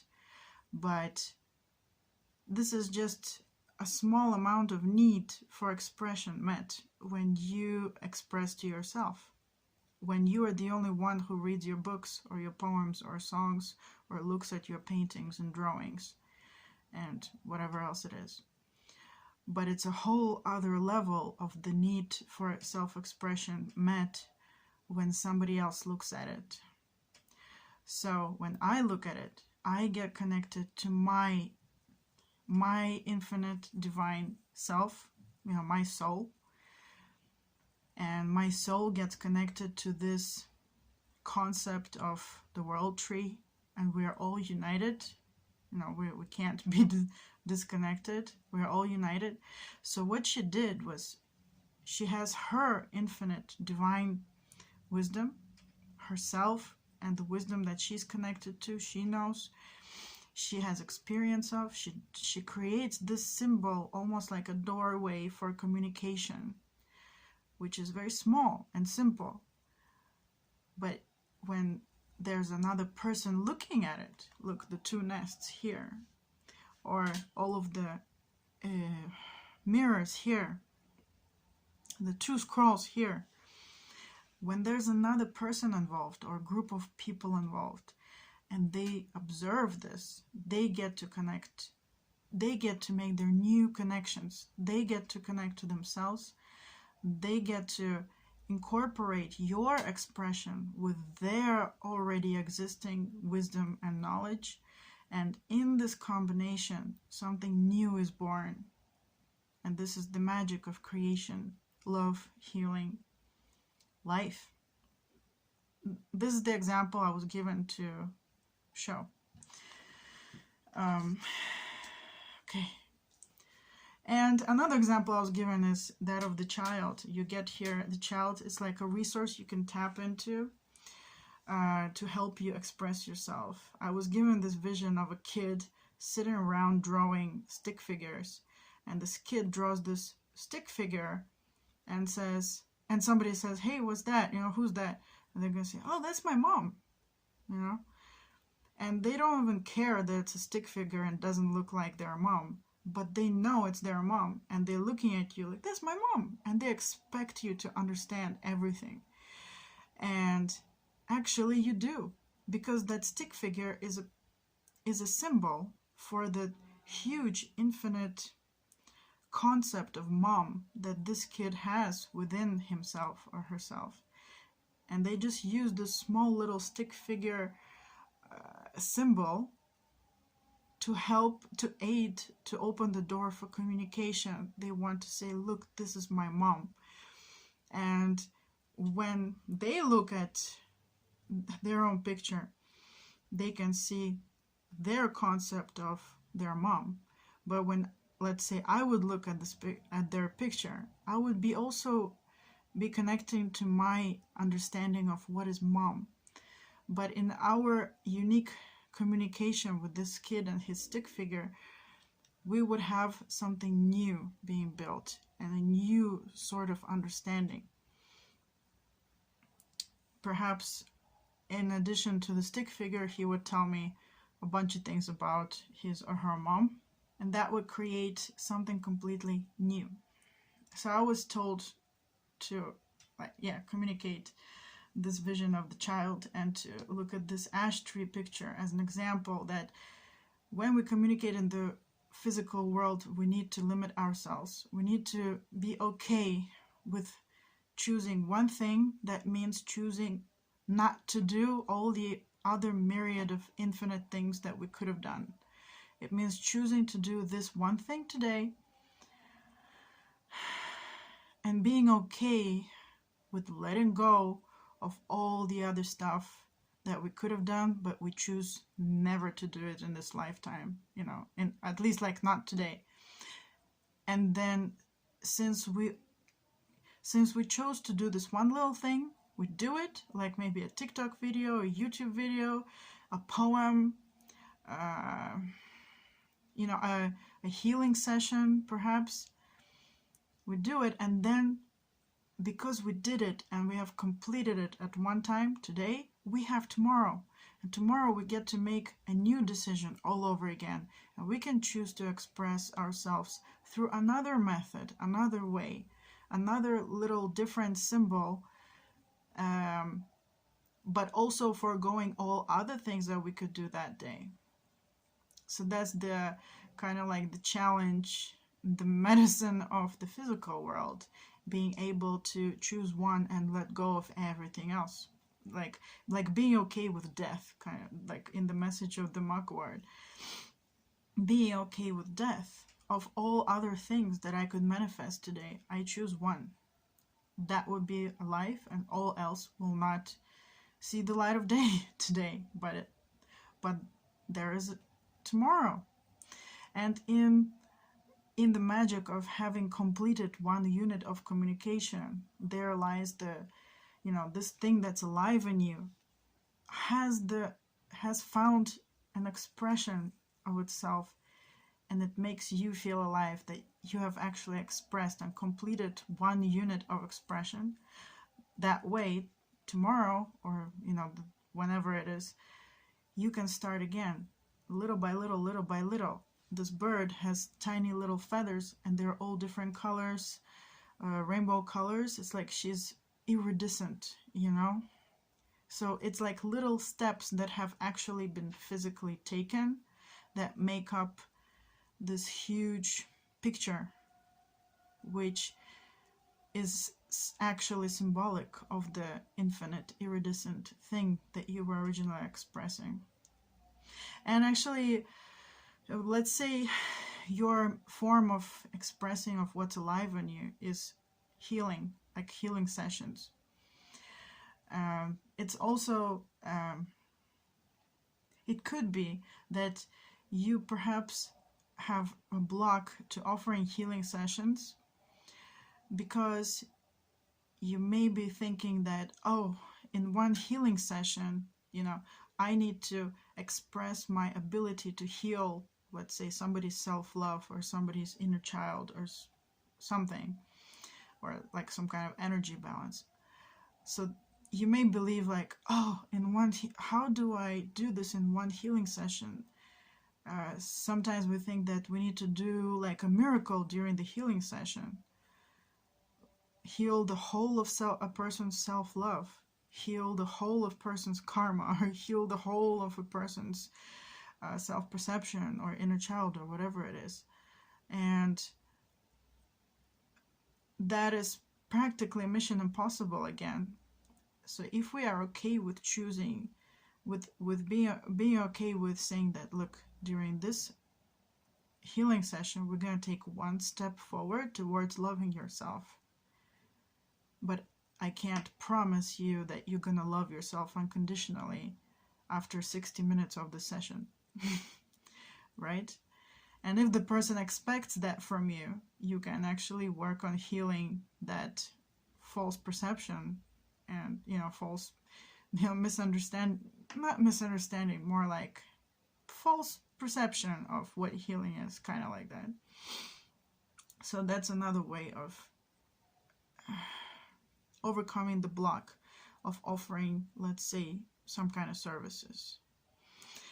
Okay, and this is a very long reading, but basically the rest of these cards on the right side, they are action steps, advice on how you can actually do that. And so with the Four of Stones here, it's a treasure chest. It's kind of symmetrical to the first card. You have this treasure within you, and you're keeping it inside because of false perceptions of how the expression is going to take form, be actually expressed. So there's a desire to keep the treasure chest closed with all that wisdom, because there's a fear and a false assumption that, oh, I might, write a book about my wisdom, but then if I write a book about it, I'm afraid that I can't cover all that wisdom in that one book, and it will be misinterpreted, misunderstood, underappreciated. The thing that I wanted to express will not be really acknowledged. And until I know how to do it perfectly, this perfectionism, right? Until I know how to do it perfectly, I will not do it at all. I will keep it in the treasure chest, deep inside a dungeon, trying to study and study and study and learn how to write better or something. And only then, when I know how to be a perfect writer, will I let this chest open and will I write something about it.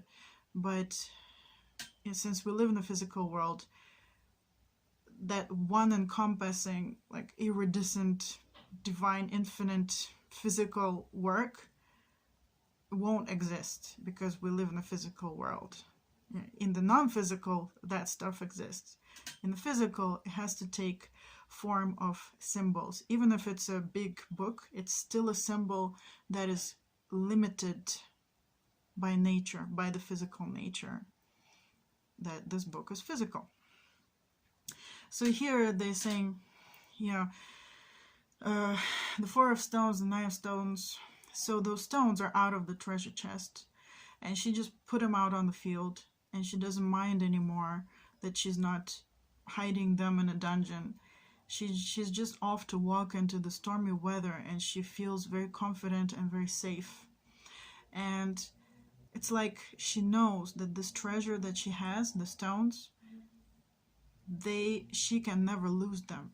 They are a part of her. They are a part of nature. They are a part of earth. They are there forever. They can't be stolen from her. Even if somebody comes and takes all the stones, she has that treasure. And that staff that she's holding, she's connected to the earth while she walks. That is her connection to that infinite wisdom that she wants to share. So I'm talking about wisdom like interchangeably the earth wisdom, the general wisdom, and her soul's wisdom. But I feel like in one way it's the same thing, in another way it's a different thing. It depends how you want to look at it. So she's free to walk. She's not hoarding those stones anymore. because she knows that anywhere she goes, she has it. And with every step she takes, let's say with every painting she paints, she will paint it in a new way. It will be just a small way of expressing that huge thing inside of her. But it doesn't mean that this expressed artwork is limiting in any way what really lies beyond, what is coming through that artwork, because the next day she's gonna draw another and another and another and another, and together, like this lotus flower here, these are every leaf is a step taken, a small expression made, maybe a 1 hour healing session given, one poem, one short poem written, what else, one TikTok video recorded and shared, one whatever you guys do, one unit of expression done in action, so that when it comes together, like in this bird or in these feathers here, it creates this, you know, iridescent quality. The poet here, I love that the poet came out, because poems are very short forms of expression, unless it's a long poem. Even if it's a really long poem, it's still shorter than a book, okay? Like a novel or something. So poetry is like a short form of expression, and maybe the writer wants to do something like, I want to express the concept of love, and obviously you can't express the concept of love in one expression, in one work of art, in one physical thing that you express.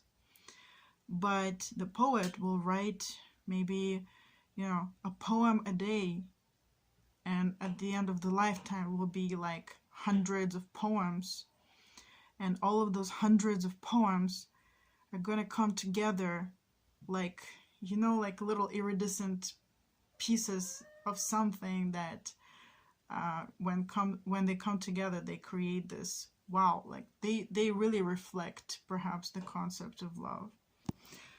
So the reading is basically telling you, okay, I'm gonna cut this really short because it's really long. So yeah, there's the actions taken, little actions taken, and it's going to look like this. It's going to look huge and divine and iridescent. Okay, and the walnut here, the walnut tree here, and the cat, see this heart within, and it's being expressed in a multitude of ways. The cat has 9 lives, and this card here, the standstill, it says, stop the analysis paralysis and get out from what looks like a tiny doorway, but you know, you need to walk through some doorway to create. So I hope, I'm sorry it's a really long reading, but I hope that it helps you, okay? Thank you for listening, and if you liked it, press the like button, and this is my cat walking around again, and subscribe. Thank you for listening. Have a great day. Hi everyone, welcome to the shuffling part and preparation part for pile number 4. If you've chosen this statue of a man, I think praying. Looks like praying to me. Okay, so we're gonna take a look at the first 3 cards. Are gonna be about like a story for what is the origin point, or kind of like how did your addiction or addictive behavior or bad habit form, like how come it happened, what is it, the basis of it, why it's there. Okay.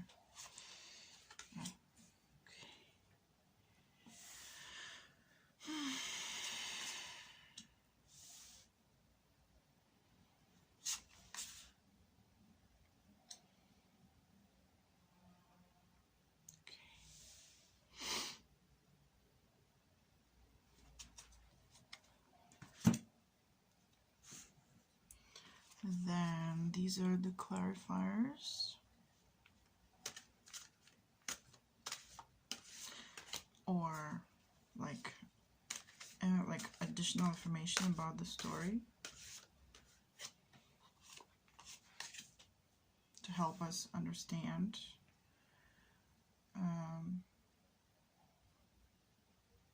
Wow, it's upside down. Okay. Huh. Actually, because the whole deck is upside down. Okay, cool. I'm gonna keep the upside down part because I'm gonna read the energy, right energy anyway. So I think it's a cool kind of coincidence / synchronicity. So okay, I love how the colors are so opposite, blue and red. It's crazy. Really like complementary. Okay. Seriously? Oh, wow. You know, the Rainmaker came out in every single pile. Pile 1, I think. Yeah, pile 1, pile 2, pile 3. And now the Rainmaker is here. And it's usually kind of in the same spot. I mean, this is really crazy. And it's not me not shuffling the cards well. I shuffle every time I finish one reading, I shuffle. And then before I start a reading, I shuffle. And now I'm shuffling again. And the Rainmaker keeps coming up. So this is really amazing. Like, seriously. Let's see, I shuffled the cards now. If the similar cards are going to come out. I mean... Also, there's one more card that came out twice. I wonder if it's going to come out again. Okay, so now we're going to take a look at, like, resources that you have available to you but are kind of hidden, or maybe like you're unaware that you have these resources, and how you can use them to you know, heal your addiction or addictive behavior, or release your bad habits. Ten of Spirals came out too, like before, but I really understand why, because it makes a lot of sense. I'm not going to be interpreting this reading right now, because that's going to be done in the next section of the video. Okay, environment.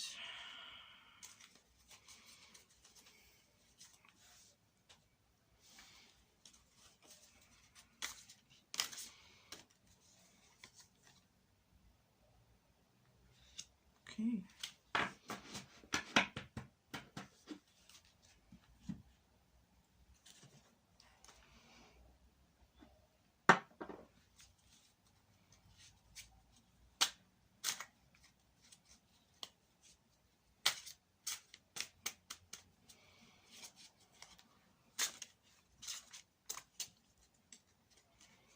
And the last part of the last three cards are going to be like also kind of like a story about advice, what action you can take to help alleviate the problem of addiction, addictive behaviors, and bad habits that you may be struggling with, and also like kind of like the story of what you can do, and also if you do this, like, you're supported in this.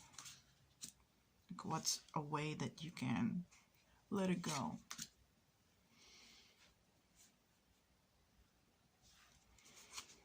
Okay.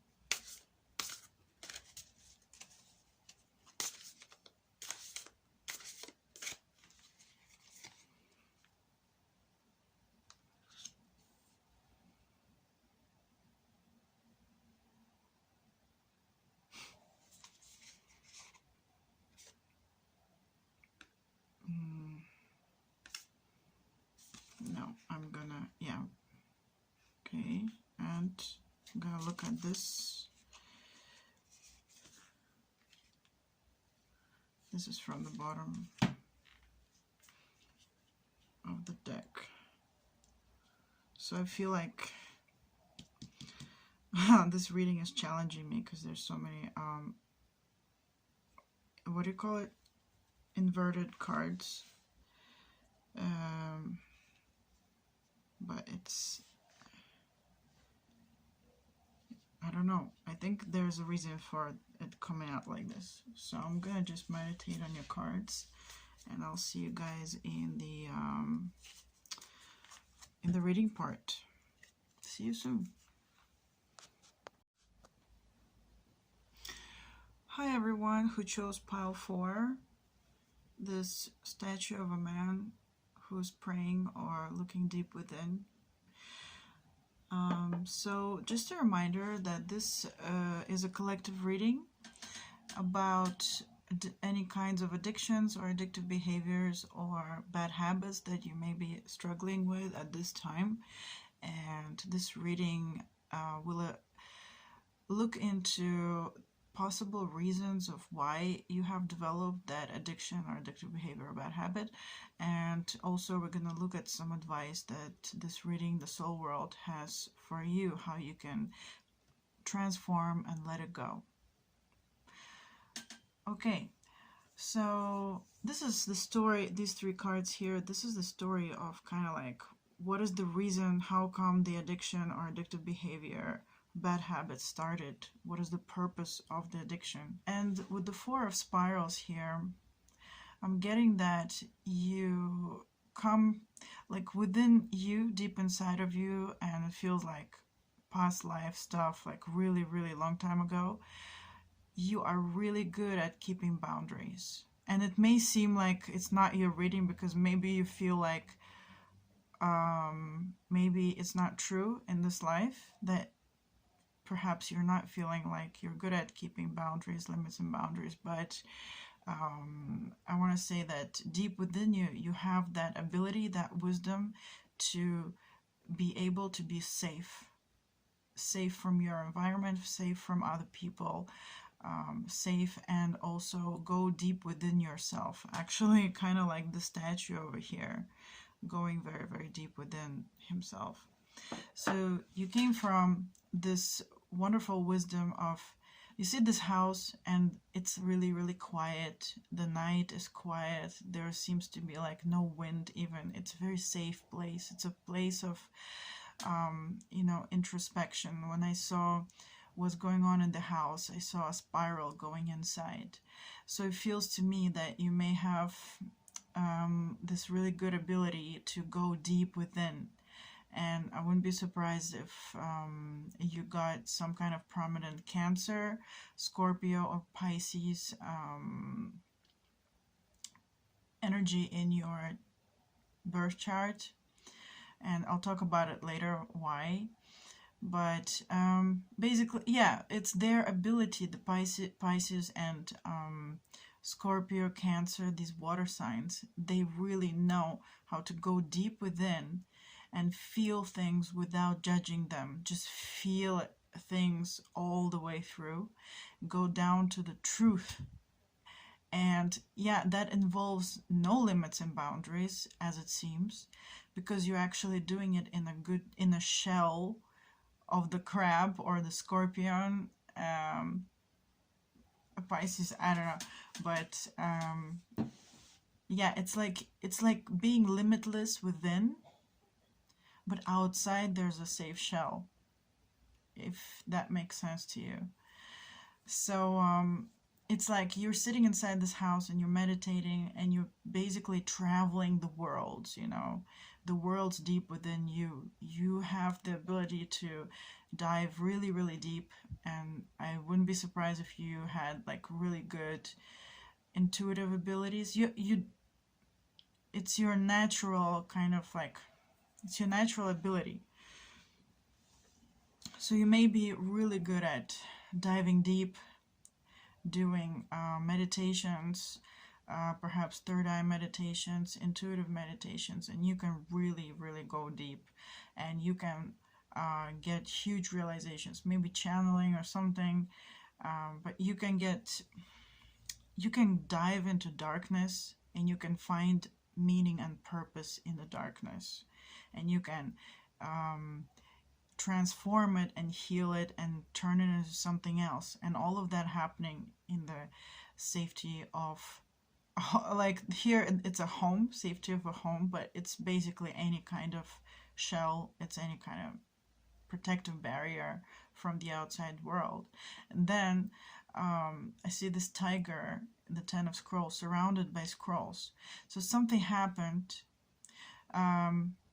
Well, we all grow, right?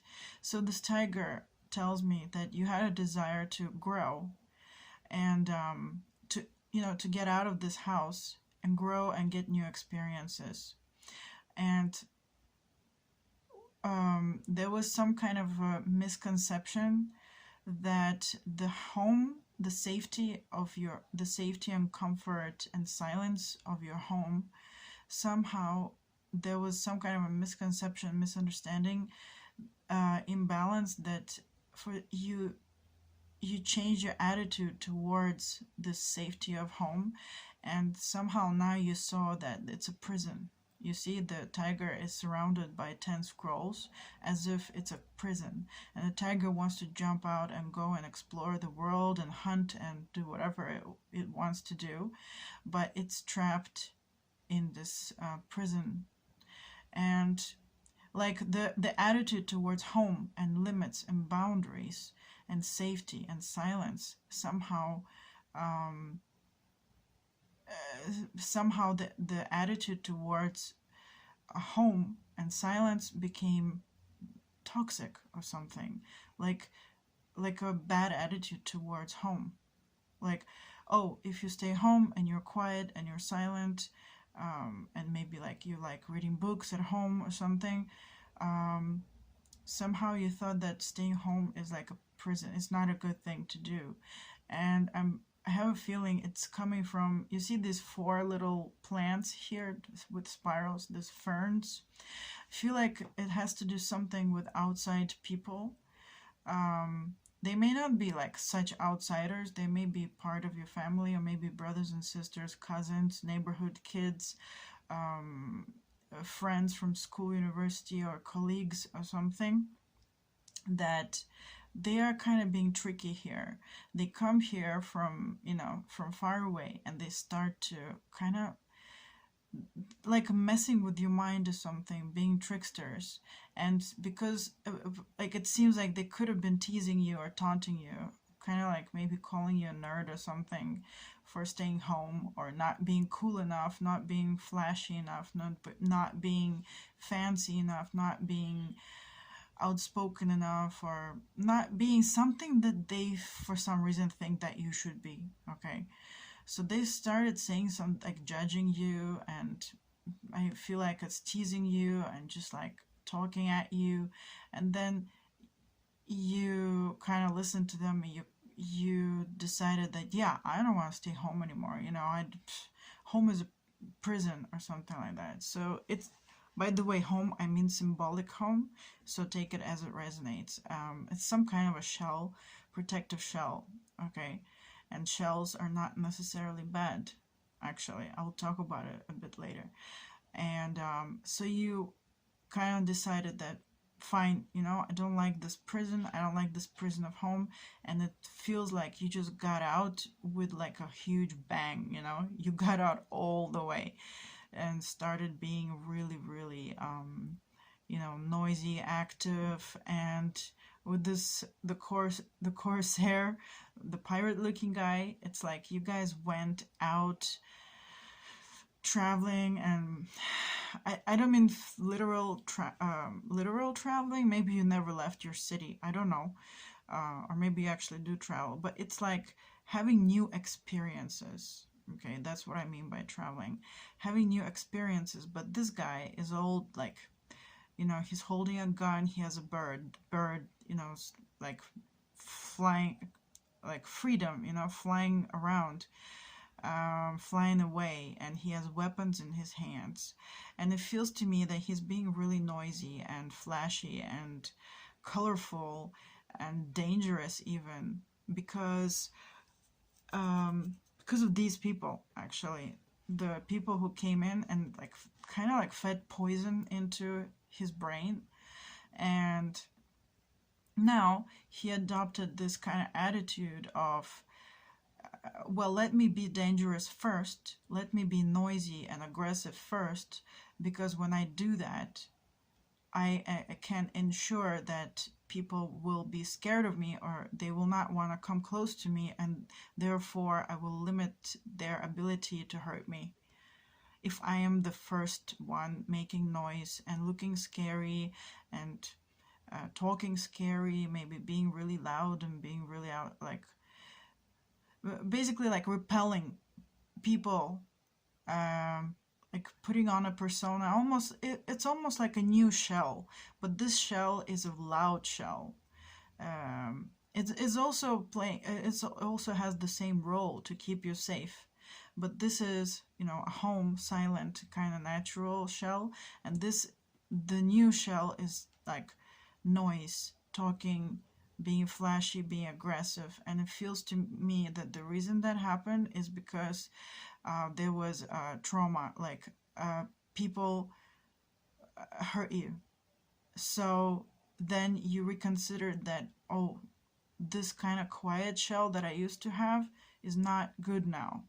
Now I need to be aggressive, and I need to change my shell. I need to, you know, have an aggressive shell, have a loud, noisy shell, so people won't even think about getting close to me and hurting me.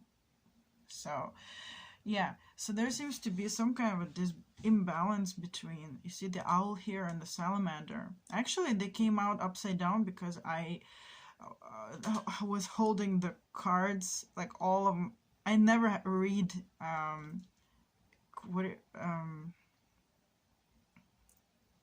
cards that are reversed. I never read cards that are reversed, but they came out like that because the whole deck was upside down. Okay, and the reason like this came out and the other cards came out upside down is the same reason. But now I'm really glad that I didn't turn them around, because I really understand the message, why they're upside down. So there seems to be some kind of an imbalance or misconception about the owl symbolizing silence, wisdom, night, diving deep, connection to roots, to your roots of your wisdom, you know, deep roots, like so deep it's like out in space, but space within you. And the salamander. Let me read the description, because I really like the description here of the salamander. This little water dragon symbolizes vitality, bravery, courage, renewal, growth, and spiritual pursuits. In alchemical lore, the salamander is believed to be a fire eater and able to quench flames with its body, emerging unscathed. Then, when trapped or injured, it is able to shed and regrow a whole tail and limbs. Its regenerative abilities, combined with its often bright and fiery markings, give the salamander a reputation for being feisty, vivacious, and enduring. It brings life and light to dark and cold places. So it feels like, I really like what it talks about, that it can grow back. When trapped or injured, it's able to shed and regrow a whole tail and limbs. So it's able to regenerate. And so there seems to be like an imbalance of the cold and the silence and the action. When actually, like from a healthy perspective, action and silence are interchangeable. It's like breathing in, breathing out. Or it's like daytime, 24 hours in a day. we need to be active in some parts of the day, and we need to sleep. There's a natural reason for why we have silence and, you know, home shells, feeling safe and privacy, and versus you know, action, going public, doing new things, trying new things, maybe getting burned, maybe, you know, getting in trouble a bit. But like, it seems like the healthy balance is to have them in a kind of harmony with each other, where you can go out and, you know, experience new things, but then come home and connect to your wisdom. But it feels like this would be the natural and the healthy kind of way to go about meeting your desire for new experiences of the tiger here, like maybe going out, getting new experiences, hunting. Hunting is also symbolic, meaning, you know, getting to know new things, getting new experiences, new knowledge, new information, new realizations. And then there's a need to stay home and regenerate and sleep and be quiet and go within and reintegrate the new experiences, and add them to the huge wisdom within that you have, so that the next day when you go out, you are kind of like a different person, and you are richer in wisdom now, and you can have more meaningful experiences, and then come home again into the silence of your mind and, you know, do the almost like, I want to say, do the accounting of your actions, like that.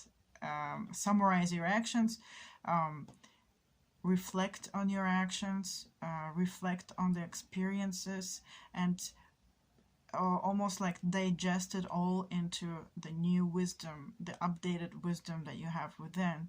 And somehow, somewhere, this balance got broken. It feels like there is some kind of a negative attitude towards the silence part, and towards going within.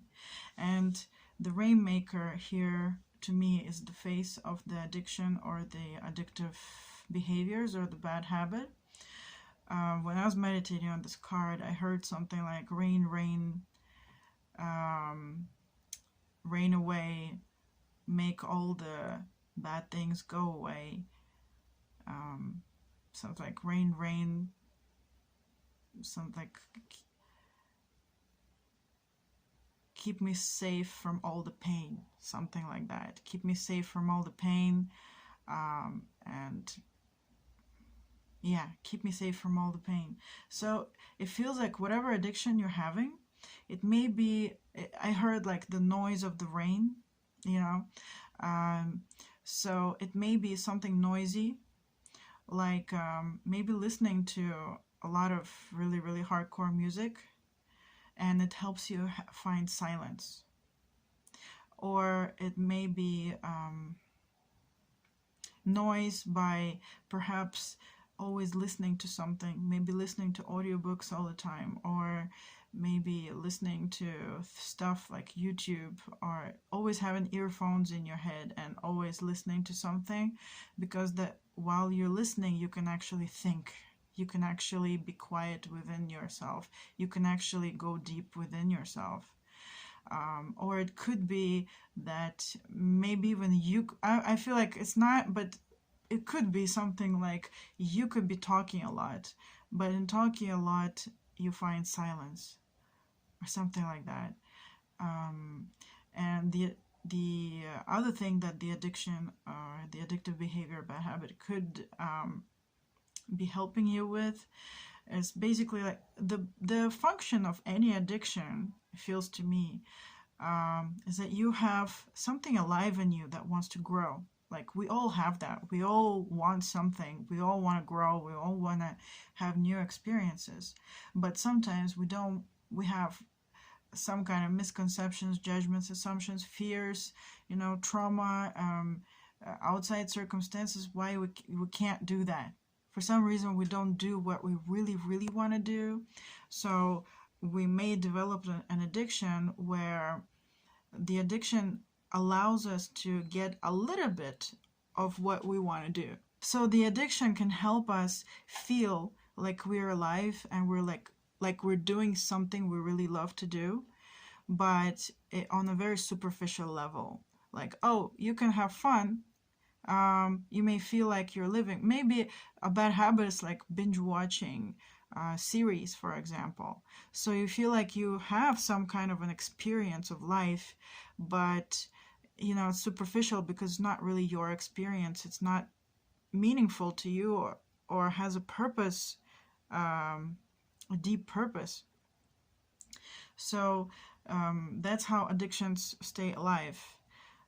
It's by giving us a little bit of something that we want, but it's superficial. It's not the real thing. So it's like the way to let go of the addiction is by actually starting to do the thing that we really love, something very meaningful and purposeful to us. If we start to do the real thing, then the need for doing the addictive behavior, you know, just kind of goes away. There's no need for it anymore, because now you're getting the real deal. Now you're getting the real thing. So it seems to me like there was this balanced discourse between action and safety, or maybe aggression and safety, or experimentation and going deep within. It feels like it's because there is an environment where you're living, and there are people who are really being judgmental, who are yapping away at you. You see this dragon and it's throwing spirals of like fire spirals. So it feels like you've maybe grew up in an environment, or you're working in an environment, or somehow living in an environment where there are people who are just yapping at you, talking at you, being very judgmental, and kind of like really being loud and noisy, telling you what they think you should do, or what they think you shouldn't do, or what do they think of you when you do this. So being really judgmental and very invasive, and it feels like all of these voices, you know, all of these noises, all these voices, maybe they came from the past, but I feel like they're still active somehow in your brain. So you see this centaur, half horse, half man, running around and carrying so many of those other people's judgments and opinions about you. And it's really weighing him down. It's really heavy, because it's not his judgments, it's not his opinions, it's not his thoughts, it's not his beliefs, it's not his desires. It's other people's stuff that he's carrying around. Like, that's not allowing him to live freely. And coincidentally, he's at the crossroads.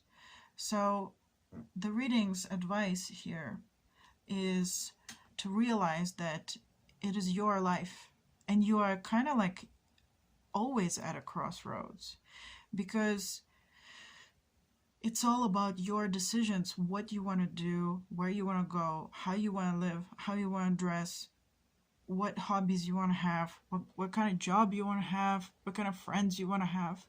It's all your decisions. It's not somebody else's decisions. Somebody else's life is somebody else's life. Their opinions are their opinions. But your life is your life. So the reading here is saying, look, you can tap into this wisdom of kind of like, imagine every day you are at a crossroads. Every minute, every hour, every moment, you are at a crossroads. You have the right to decide what you want to do in your life. Only you. And all of those judgments on his back, well, they're not his. All of those opinions about what he should do in his life, it's not his. Even if they're really hurtful and painful comments, they are not his. His life is his, and their life is theirs. So he has the right, you have the right to make decisions about your life every day, you know, only according to what you want, not according to what people think. And it's also calling you to reconsider your environment. When I was meditating on this card, I heard reconsider the environment. And I asked, should they just leave the environment? Because it feels like really toxic. And then they said no, because leaving the environment doesn't really create a solution. Because if you don't heal this ability to, in the midst of all the shouting, all the yapping, all the talking, all the judging, all the opinions about your life, in the midst of that, if you don't learn to disregard them, then going to any place in the world, you're always going to find people who have opinions about your life and what they think you should do with your life. So they're saying that no, first just reconsider your environment. And look at that, it feels like a tree to me. It's like tap into your natural ability that we can see here with the house and the silence. Tap into your natural ability of being able to go deep within and be able to form a protective barrier for yourself. In other words, heal your limits and boundaries. So you see those circles? It feels to me like a really huge, powerful barrier between you and the environment. So the environment can be really noisy and even aggressive and toxic, but these circles seem to me like the shell of wisdom, the protection of wisdom, because what people are gonna tell you, you will just start disregarding, because the wisdom is that this is your life. With the 10 of Spirals, the Centaur, this is your life. You're always at a crossroads. This is your life. This is not their life. And once that you don't even need to learn it all over again, because you already have that wisdom deep within you. So if you just kind of, you know, dive into it and recall it and use it again, you can grow safely, but yet in a protective shell, so to speak, like a crab. And here with the serpent, if you look at the serpent the normal way, you see that the serpent is going deep to the left, deep within, and actually his heads, there are two heads, I just noticed. Okay, so I guess it doesn't matter if it's which way it's up. So the serpent here is saying that use that ability to go deep into the darkness, to have this really, really deep analysis, honest analysis of any kind of darkness, because you already know how to do that. Use that ability, not going within you so much now, but going with looking and analyzing your environment, reconsidering it. Check out your environment and see what you need to keep, what you don't need to keep. Maybe there are some toxic friends or colleagues or people that you can just like stop going out with them. And they can, you know, if you stop going out with them, they can be all angry at you or something, but then they weren't really, it feels to me like they weren't really nice in the beginning anyway. So what's the difference? What was the difference of them saying bad things about you, whether you are or not with them? And I feel like it's time to talk about Cancer, because I just like talked on. So the nature of the crab, and I know you don't see crab anywhere here, but I just really got Cancer, Scorpio, and Pisces. And yeah, we have the fish here, we have the snake. Anyway, the wisdom of the crab, I gotta share this with you. The wisdom of the crab is that it's really vulnerable inside, right? It's very soft inside. So it needs a shell to be protected. But the problem is that when the crab grows and has new experiences, the shell doesn't grow. The shell stays the same. So at some point, I understand why you would sometimes think that the shell is bad, because the shell doesn't let you grow. And here it says at some point you feel like you don't like your shell, you don't like your home, you don't like your protection, kind of like that, limits and boundaries. Sometimes there's a negative attitude towards that, and like almost like feeling like you're in prison, like the shell is keeping you stuck in a prison, which is true if the crab already grew and the shell is too small. So what the crab does, the crab goes to a safe place, hides from the world, removes his shell, and regenerates a new shell, a bigger shell. And then he goes out into the world having new experiences protected in his shell, growing, growing, growing, growing, until the shell is too small again. The crab grew enough and he needs a new shell. So it seems like the reading is telling you that you have this wisdom, you have this ability. It's also a healing and regenerative ability. So going deep within, analyzing what your new experiences gave you, analyzing, diving deep within, like meditating or getting your realizations, updating your wisdom, growing, and all of that happens in a vulnerable state. Look at this girl. She's vulnerable right now, but she's surrounded by all these solid rocks. So it's like the reading is telling you that remember this ability that you have, and remember the importance of home, of silence, of safety, of shell, of keeping the environment out sometimes. Look, the environment. This card is really explaining it. Keeping outside, and going deep within. Maybe crying. This girl here, she's not being like weak or something. I think that's probably a negative kind of perception. She's not being weak right now, but she's going deep within and she's feeling all her feelings. And it's okay to feel all the feelings and even cry and do whatever. But in this process of being absolutely vulnerable, she is changing, transforming. Look at the butterfly wings, because she's protected by those stones. You see those huge stones around her? She chose to be protected by the stones, like stone wall almost, and retreat within and allow all the feelings to come up and analyze all of them. Or maybe you don't need to analyze, but they will kind of analyze themselves.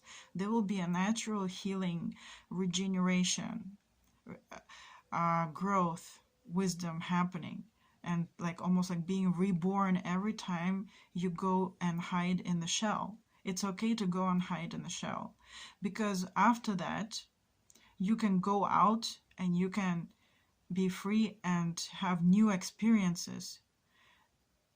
It's a kind of like having two different shells. One shell is like staying home.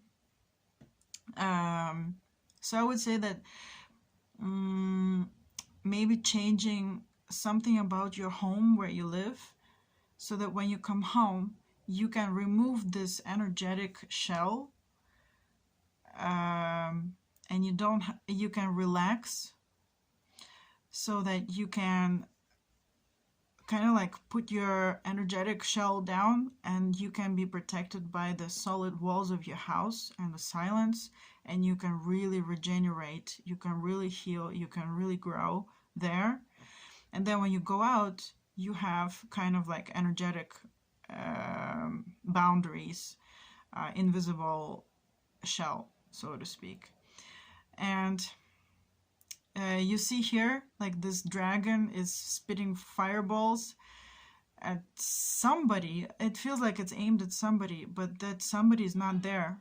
It feels like to me, with your energetic boundaries, you may hear a lot of yapping, you may hear a lot of judgments, you may hear a lot of hurtful comments, but you kind of like you're not there. They're not gonna hurt you, because you learn how to not learn, you already have that ability, but you have kind of like remembered how to use it and actually using it. So this dragon is all being like really angry, spitting fireballs at someone, but that someone is not there. Reconsider your environment. Don't stand there, you know, and don't listen to them. And how I have this a bit of a story how my father told me to, actually he was a Cancer, so he taught me how to have a kind of a protective barrier for yourself against people who talk bad to you.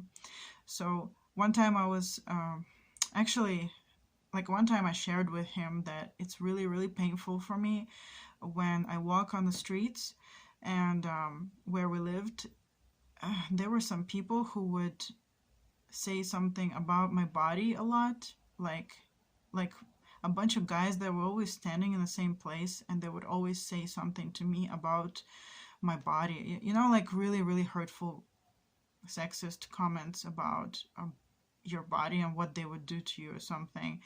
But the thing is, I lived in a country, like I was a foreigner in that country, and they spoke their language, and they thought that I didn't understand because I was a foreigner, but I actually understood that language. I understood everything they said, and it was so hurtful, and it was there every day. So I told my father that I was really, really, you know, I would just cry. Sometimes I cry on the street because it's so hurtful. So my father said that, did you notice that in this road, it's not only these guys that are yapping away, but we also had many dogs who were constantly barking at everybody. He said, are you crying when the dog barks at you? You know, do you take it personally, and do you get hurt by the dog barking at you? I'm like, no.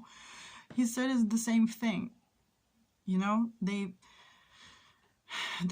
why are they saying all these hurtful things? Probably, you know, because they grew up like that. They grew up in a toxic environment. They never had an example of anybody doing anything different, you know, being kind and supportive and loving and respectful. They grew up like that, and that's how they act.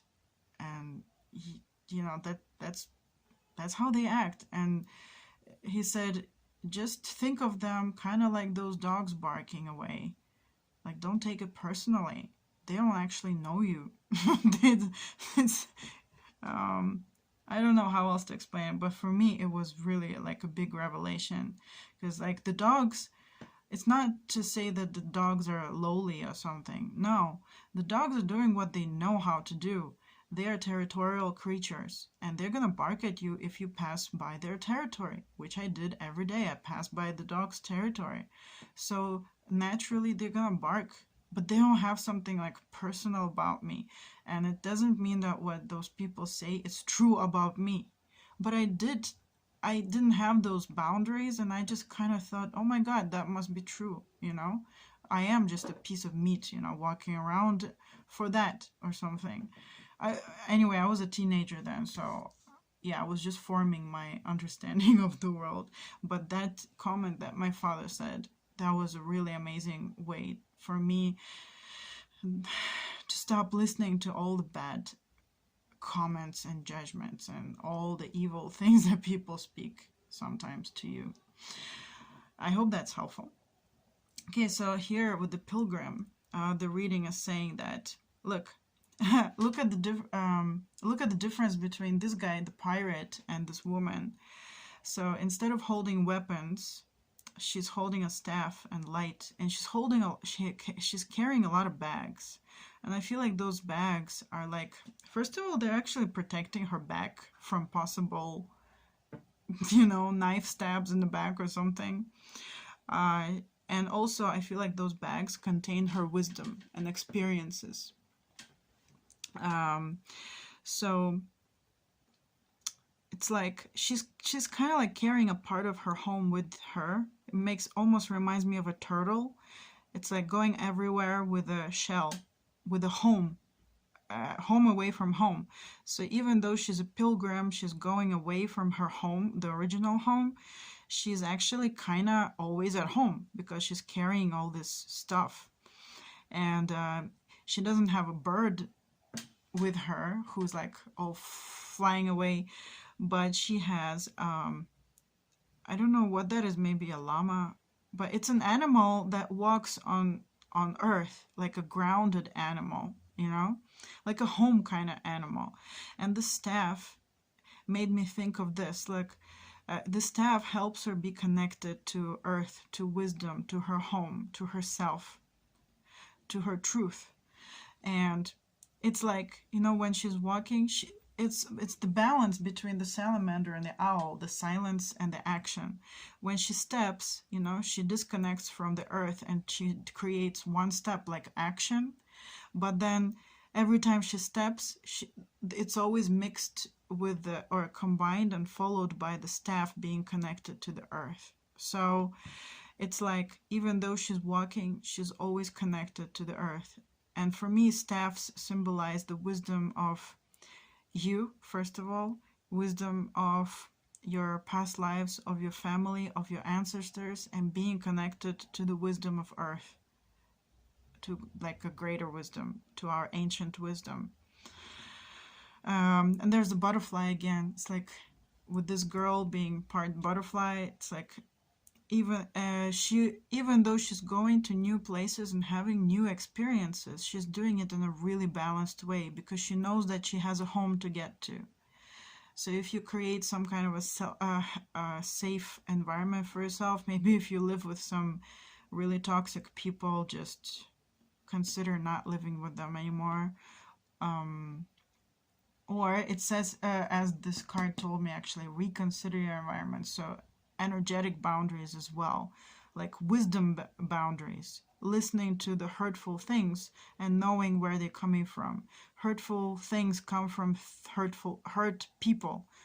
Have like the saying, hurt people hurt people. So people are very hurtful and aggressive and dangerous, perhaps. Why are they like this?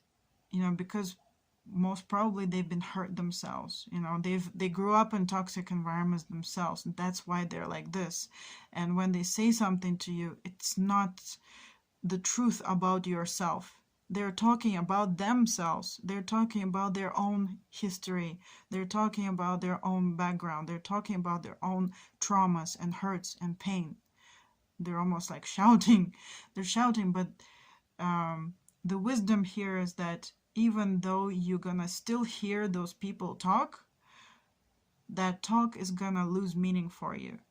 So she's balanced, like she knows she has a home to get to, the safety of her silence, and yet there's a butterfly, there's always a regeneration. And here with the last set of cards here, the drum is upside down, and I'm very happy that it was upside down. I didn't turn around.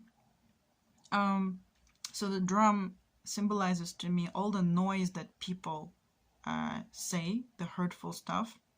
Or it can be even media talking about fear, you know, trying to instill fear into you and panic, trying to make you feel like you are helpless, or believe that you're helpless and constantly in danger or something. We have a lot of nasty noise all around the world, whether it's toxic people, toxic media, whatever. Like, I feel that, you know, this if you tap into this wisdom of limits and boundaries and the crab shell, it can be really noisy, like the drum can be so noisy. And but underneath all of that, look at that, bone and fish.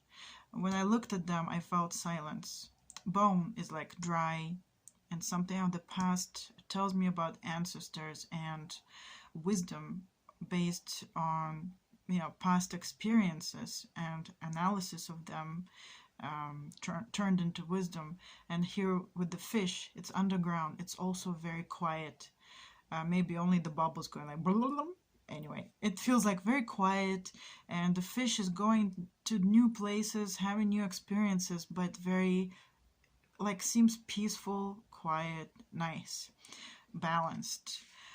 It's almost like reflecting the balance of these two, salamander and owl, but now it's like a softer kind of integrated wise balance.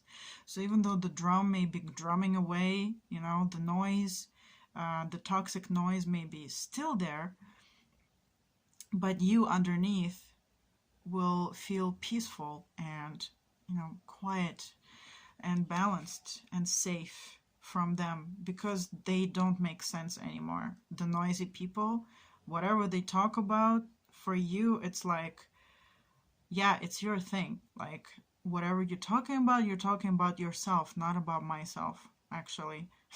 So, you know, you may be screaming out loud really hardcore, and I'm not laughing at them because it's actually very painful. The people who are shouting bad stuff, it feels to me like they're screaming from pain of their past traumas. And if we don't tap into the wisdom of our limits and boundaries, we may mistake those shouts and screams of toxicity. We may mistake that, oh, it actually is true information about me, and let's get hurt and cry, right? Or let's get hurt, or let's do what they say I should do because they're really noisy, they're really loud, they must be true. No, they are being very loud about themselves and about their own pain. And even if you want to help them, you know, there's really a lot of them, and first you need to heal yourself. You know, just at this stage, it's not about helping those like huge numbers of people who are really loud and very hard. It's really sad, but the first step is taking care of yourself. So I'm getting a really cool message with the completion card here, because the reading is telling me that once you have reconsidered your environment, once you have reconnected with your ability to be in a toxic environment and not hear the you know, not hear the painful things as something that is true about you. Once you have learned how to be in a toxic environment and not be affected by it, like this dragon here, you are in the environment, but you are not. You know, you're not getting hurt. Once you have integrated that ability to not be hurt by the environment, be influenced by the environment in an unhealthy way, then it feels like a big karmic cycle will be completed. And it feels to me like, oh, this huge lesson has been learned. Great. And then from then on, I feel like, you know, with this flow card from underneath the deck, I feel like the next thing that's gonna be, you will not have the need to be in toxic environments anymore. So because you have passed that kind of lesson, so to speak, you have learned that wisdom, and you don't need to be in a toxic environment anymore. And I'm getting a feeling that once you learn that, you will actually move somewhere to a very supportive environment, either physically or you may stay in the same city or something, but you will start to have different people around you, not toxic people, but good people, supportive people, people who understand you, admire you, love you, support you, and are not noisy or something, not judgmental, not telling you what to do, not telling you what's wrong with you or how you should act, how you should behave, how you should dress. They will be actually really, really healthy people. And the reason that they will come into your life, because you have finished this cycle, you have learned how to deal with toxic environments. And I don't know how to say it, but you will be attracting the people who are good for you, who are healthy for you, who are supportive of you. And it will feel like you changed environments. Maybe you will physically change environment, maybe not, but it will totally feel like you are in a different environment. But the reason could be something like, well, you just changed all your friends, you know. or something like that, or maybe the workplace where you live or work, or it might be something else entirely different, but it will be a completely new phase in your life where you will be in a state of flow, like doing stuff, new stuff, but yet feeling safe and connected to your wisdom. It just feels really, really amazing. So I hope that this reading helped you. Please feel free to leave a comment and let me know if this reading connected to you. Also, if you'd like help how to reconnect with your healthy limits and boundaries and to heal your limits and boundaries, I offer shamanic healing sessions where actually this is one of the best ways how to use shamanic healing is to heal your limits and boundaries and a lot of other stuff too. So if you're interested in a shamanic healing session with me or just asking me more questions about it, please contact me, and the contact details are in the description box below. If you like this reading, please like it and click subscribe, and I plan to do more of these readings, and it's gonna send me a message that you guys actually connected to it or not, and whether you liked it or not. Thank you for listening. Thank you for being here. I really appreciate you guys. And have a great day.